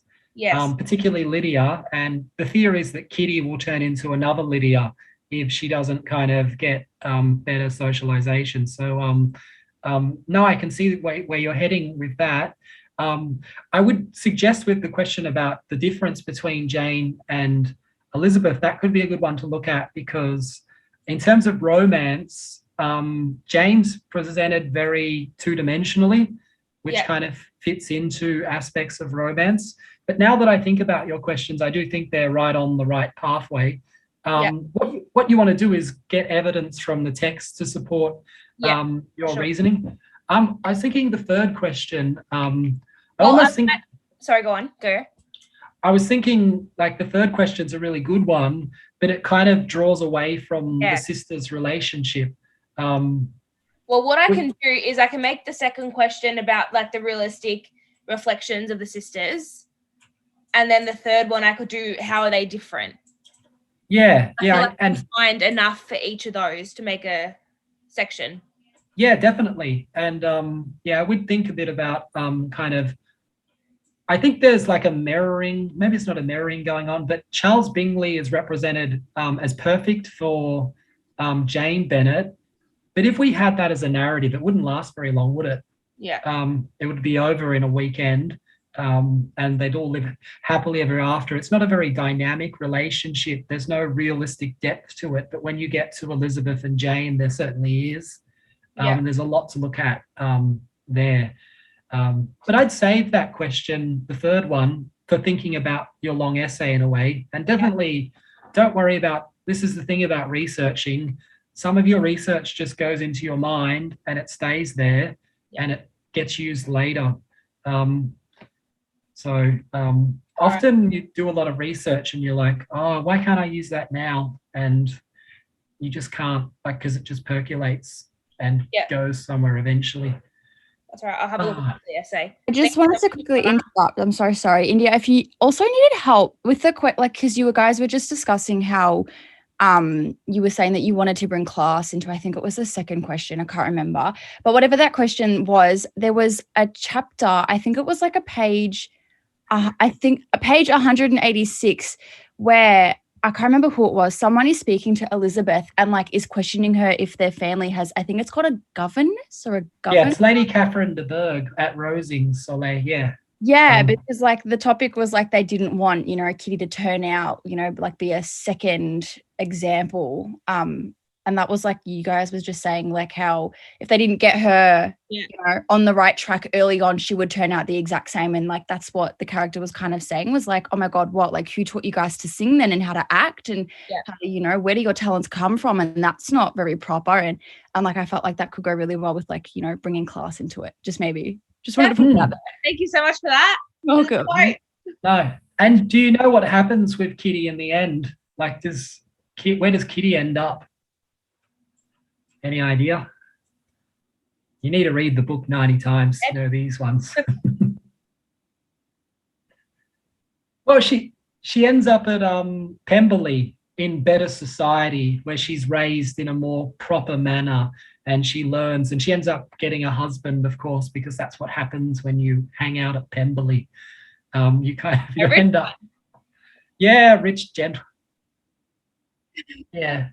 So Kitty she becomes a bit like Elizabeth. She kind of matures, whereas Lydia, she's kind of raised by Mrs. Bennet and kind of taught to become a husband-hungry girl.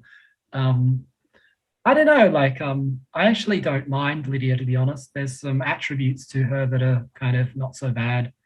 Psycho. She's psycho. Well, she's a bit psycho. A little bit psycho. Oh.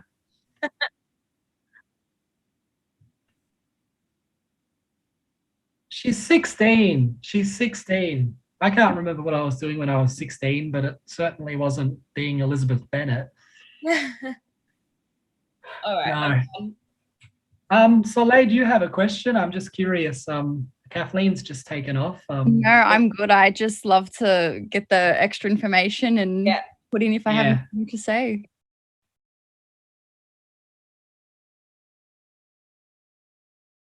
Yeah. No, I do it. Yeah, I do enjoy these, even though it's like 9:30. I do enjoy people hanging around and talking, because I find it's not a reifications when kind of spaces get kind of turned into a commodity, and they're very alienating. And I find the sessions to be a bit like that. They're very formal. This is now our time. This is when we talk and do things.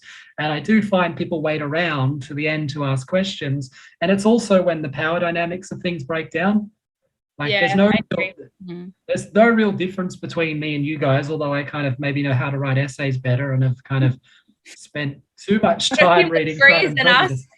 Hey? You got a few more degrees.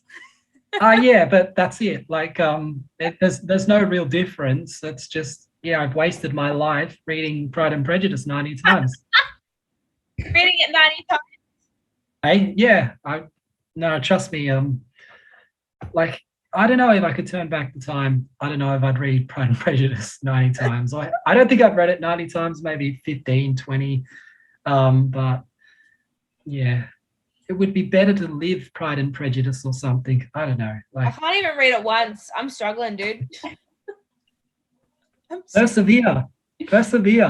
Oh my God, it's hard. Yeah. I went out for lunch the other day with my family, and the first thing they said is, "It looks like your head has shrunk." Well, I don't know. I find the block mode to be very stressful, and I don't know. It's kind of not good on the health. I did want to say, Chris, just now on the topic, to give you some uplifting, encouragement. You kept saying the past two classes that you feel like you're giving us so much information.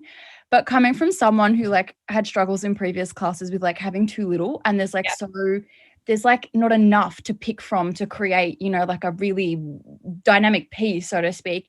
I love that there's so much that even if we don't get it done in class, we can always go back ourselves, and it just makes it so much more easier and creative, I feel like. Oh, good. Good point. And thank you. And you'll notice also on Collaborate, there's a whole bunch of activities that we never seem to get to in class. Some of them are pretty daggy, but they're worth doing.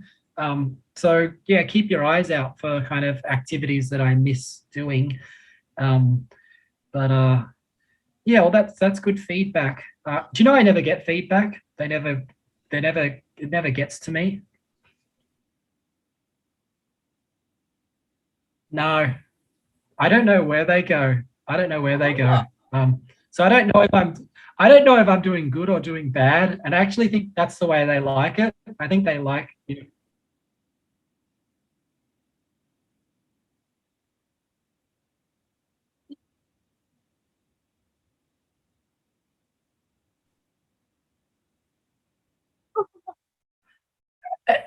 No, it does go somewhere, Caitlin. So don't stop doing it. It's just sometimes I never get it. Sometimes I do get nice things, and if there's really bad things, which never happens. So say that would never happen with you, Chris.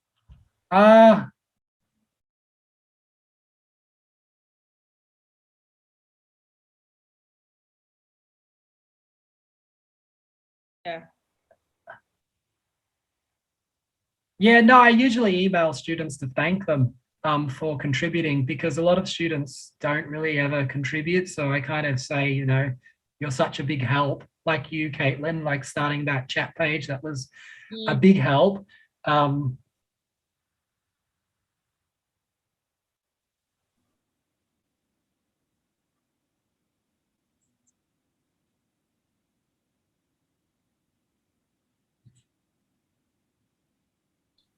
No, yeah. No, it's really good. And it's really good that kind of people are chatting. I'm trying to, it's hard as well, because it's hard to make 32 people chat. And there's something very secretive that I actually don't mind that the numbers drop, because yeah, it's hard to teach a class with 32 people and get engagement. Yeah, well, half the time, like, I go into a breakout room. Like, I haven't had that issue yet in this group, so this is fine. But, like, going into breakout rooms, especially from the start, you literally go into a breakout room and there'd be nothing. Like, you'd even speak and be like, hey, guys, and there'd be nothing. So you literally just end up sitting in there for 15 minutes doing nothing, just in silence. Like, I mean, I've actually found with the English units, like the literacy units, I've found that people talk more.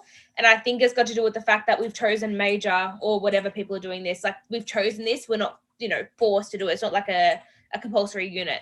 So I feel like people are just more interested in this kind of stuff. But yeah, it's the breakout rooms can be really, really hard, especially Yeah. for half an hour.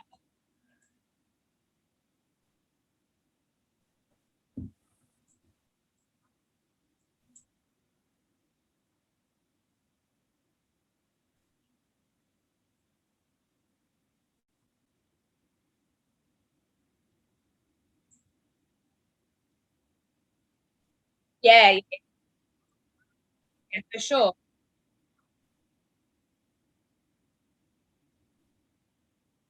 Yeah.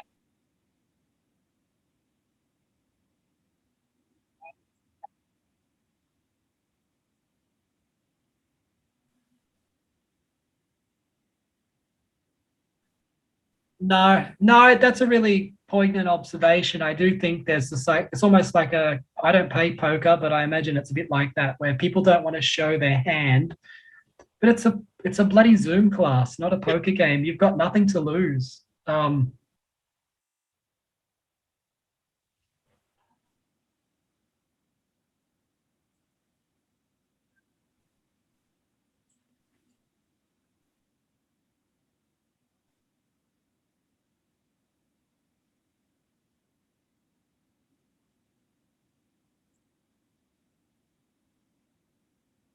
Yeah. I thought it might have been the other way around.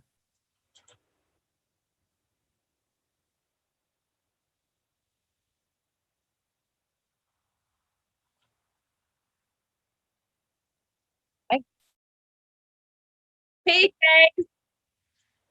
PJs. I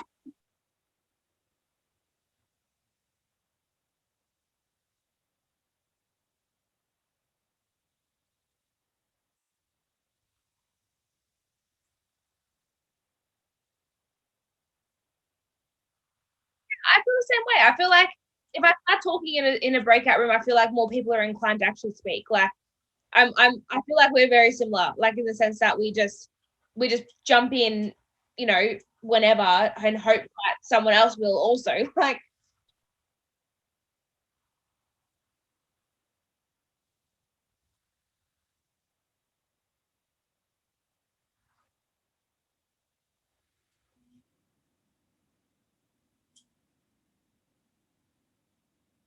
yeah, literally class, I was like, yeah,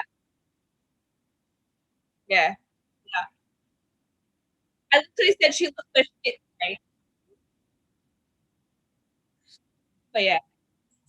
Oh well. I mean, there's only so much to do, isn't it, when it comes to these kind of classes? I really like the online, in the sense that it works really well for what I do for work. But yeah, I'm just a bit upset that, like, in my uni years, I'm never going to meet. Well, that's really depressing. God. But, like, meet like your best friends at uni, I feel. And I don't have any friends. So, like, I was excited to meet friends in uni. And now I'm just like, I'm never going to meet these people. It's fine. I just noticed you've got monographed pajamas. Yeah, I do. I wish I had monographed pajamas. Pretty cool. Yeah. Cool kid club. Yeah. Could you imagine? No one.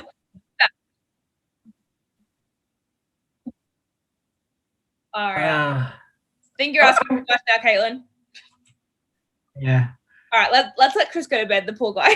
I know. Let's call it a night. And I'll see you all on Monday, and good luck with your assessments. Take care. Thank Take you. care. Thank No you. worries. See ya. Bye.